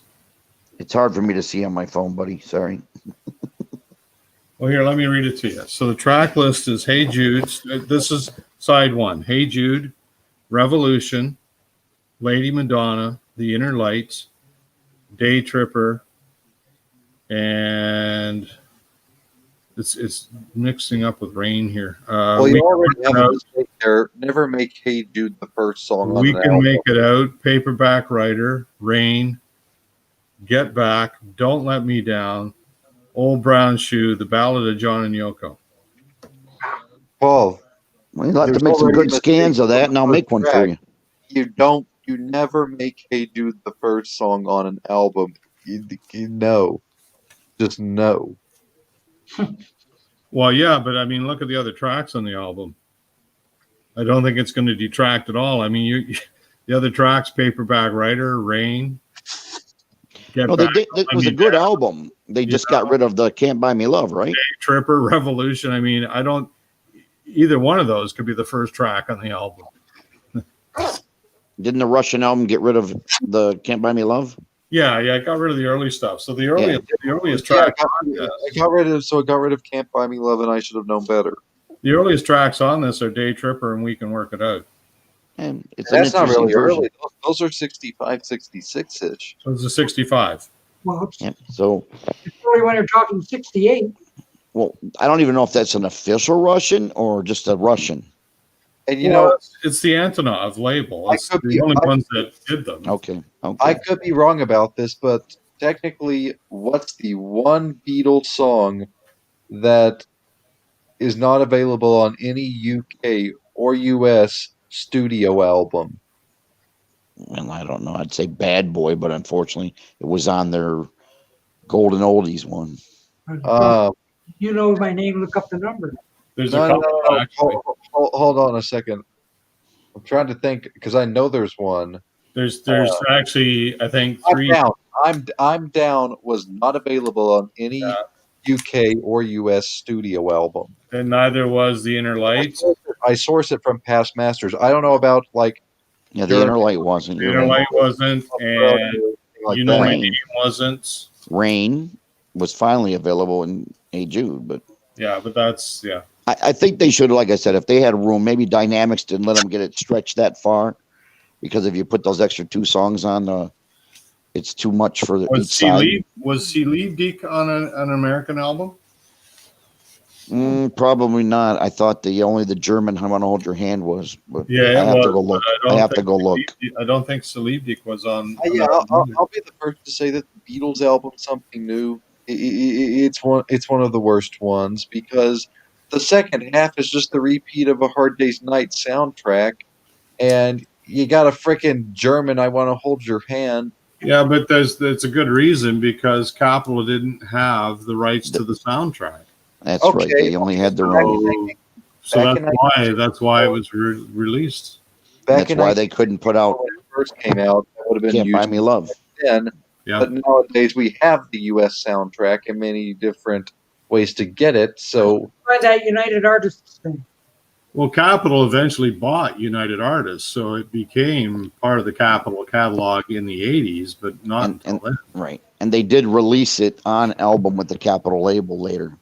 Yeah, I've got, they did it in Canada. It was on the Purple label and the Retro Rainbow label. Yep. So I saw no point in it, but they did it anyway. Remember, There's a Place in Misery or whatever didn't show up on an American album until Rarities. right, yeah, because they didn't even they weren't even showcased on the early Beatles at the time in 1965. Was See, the in first Canada, it was on an early album. in America. Misery, Yeah, I think, Canada. was on Twist and Shout. Right. So, But that's what I thought was really weird. I didn't know why in early Beatles they just didn't recreate Introducing or something similar. I didn't understand why they only had 10, 11 Well, songs. Here's a better idea. How about for Capitol, don't start with Meet the Beatles. Start with some variation of Please Please Me. That way you have it in order like it should be. They were in a lawsuit at the time. They couldn't release it. Meet the Beatles is great. I'm glad they see, did. here's It was the a thing. fabulous film. The Introducing the Beatles was on VJ, and Capitol saw how well it was selling, and they needed to get one out. Right? Okay, but To capitalize on the market. Because They remember, at that they should time, not have started out with a variation of With the Beatles. They should have started out with a variation of Please Please Me. I They think. couldn't. They couldn't because they couldn't. didn't own it. Why would you put out an album that's basically the same as Introducing the Beatles? Like, that wouldn't make sense. You know, because Okay, solution to that, Capitol, buy the rights to the VJ version and make it your own. It well, wasn't that's easier possible. said than done, because I don't think VJ was too keen on selling the rights because they were making all kinds of money.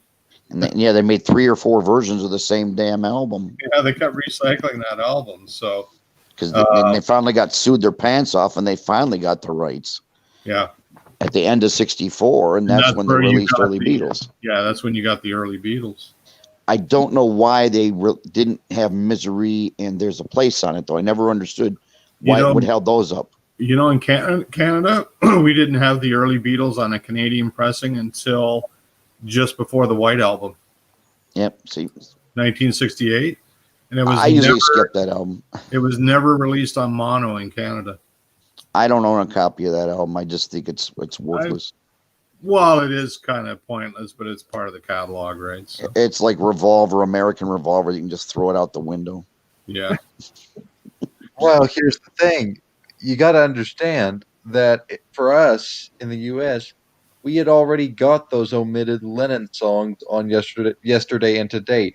Yeah. Would have been pointless to have them repeat on Revolver. So See, I don't know why on Revolver. Okay, if they took those 3 songs off, why didn't they put Paperback Writer and Rain That's on? that's what I said. that actually would have been because they had to keep it an 11-track album because of formula, Well, Because I guess, but even though Meet the Beatles was 12 tracks, A Hard Day's Night was 12 tracks, Help was 12 tracks, and Rubber Soul was 12 tracks. It would have sold a lot better with Paperback Writer Rain on it. You're Oh, right. yeah. For whatever reason, though, they had to keep Revolver at 11 tracks. So And then I would have kept it in my collection instead of throwing it out the window. Well, see, we'd be talking about it now the same way we talk about Rubber Soul. You got the U.S. version versus the U.K. version. I think both are very good. And Well, had this- they done that, then we'd be saying the same about Revolver. That's the one example though for us because I grew up with the Rubber Soul. Can you repost the link? I'm going to have to join back on my phone. Battery's getting low. I plugged my a little charger thing I can hold. It recharges it. I got that. I was going to leave here about an hour ago, but you guys got me showing my record collection. Well, we like your record collection because we don't have any. Hey, Doc, can you repost the link, please? I got to join back on my phone because the battery's getting low. Well, this Oh, is long. 3.5 hours anyway. And That's okay. Happy birthday. yes, thank you. And, Yeah. and it's like going on 11:30 here. I Yeah, was gonna take it all the way to the end so your birthday's over. Doc's going to turn into a pumpkin. Yes, like when you get to be my age, I should have been in bed an hour ago. So I'm sorry. we might as well nip her in the bud because everybody's running out of power. And Robert, do you want to continue? I can send you a link to a Zoom invite if you want to continue. I'd like to. Like, how do you, Mason, how do you do that? Oh, I can just email you. I'll go on and I'll send you the link to my Zoom meeting. Paul, can I do it in an avatar mode? Yeah, Hey, Paul, yeah. how do we do this? Do you have Zoom? Do you have to have an account? Well, yeah. you have to have the Free one. you have to have the download or whatever. We'll be offline. It won't be online. It'll be offline. But Let me get the Zoom app downloaded to my phone, and then we'll go from there. Robert, do you have his address? I do not have his address, and that's the point. He's supposed to email me when he got off of Docs. Email Robert your email address. Robert can email it to me, and then I'll invite you both to a Zoom. You have to be invited. Yeah. Is it Zoom Cloud Meetings? Is that what it is? No, it's another product. It's zoom.us is the URL. Zoom.us. No, the app that I'm downloading is it's supposed to be Zoom Cloud Meetings. Oh, we just got 2 people left. We had 10 watchers. They're down to 8. yeah. I'm not sure. It's just a client I downloaded to my desktop. I don't. Okay, the apps. I opened up the app and it says start a meeting. Yeah, Or that's, meeting. that's All right. Just leave it, close it, and when he sends you the invite, it'll automatically open up and on you its own. then you join a meeting and type in the information, and then I can. Give me a second. I'm signing up for the account. Okay. But Well, we're anyway, gonna sign off and then send Robert an email. When he gets that, he can forward the information to you. and then if you want to go, because it's only 7 o'clock there. I don't even mind. My We're brain's not keeping working. Doc awake here. Doc. That's right. He's 65 now. I He's got to know. go to bed. Senior citizen. Yes. I wish I was 65 so I get my, what do you call it, Medicare or whatever it is, because Hey, I that's need what insurance. you get the ODP now, Oh, right? The old age. What is it? ODP they call it? I deferred it until age 70. That's probably did? smart. You get more money then. Exact 33% more money. You get CPP though. You'd be getting That CPP. I already have coming in. Oh, what is it called? Is it ODP?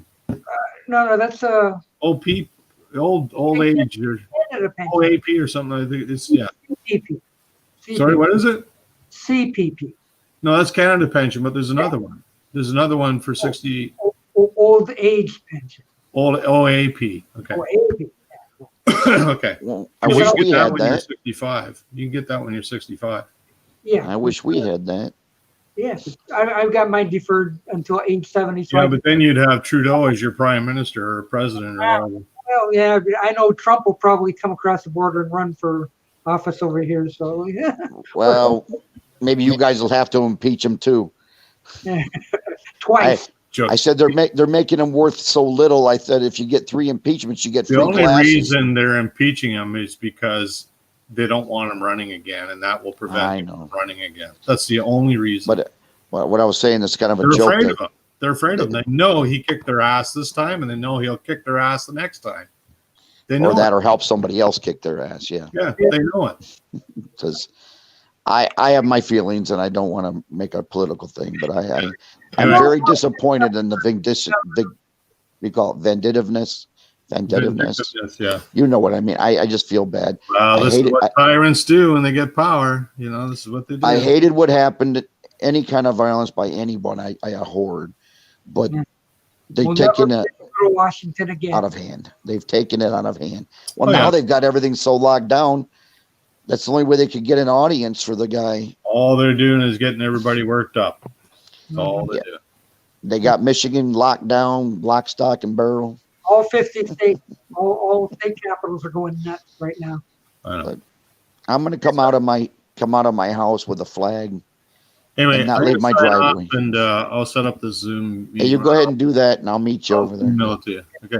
Happy Thanks. birthday, Doc. All the best. Coming to my birthday party, guys. Yeah, Your you checks bet. in the mail. Okay, I'll catch you later. Okay. Right. Okay, I'm gonna Good get ready. night.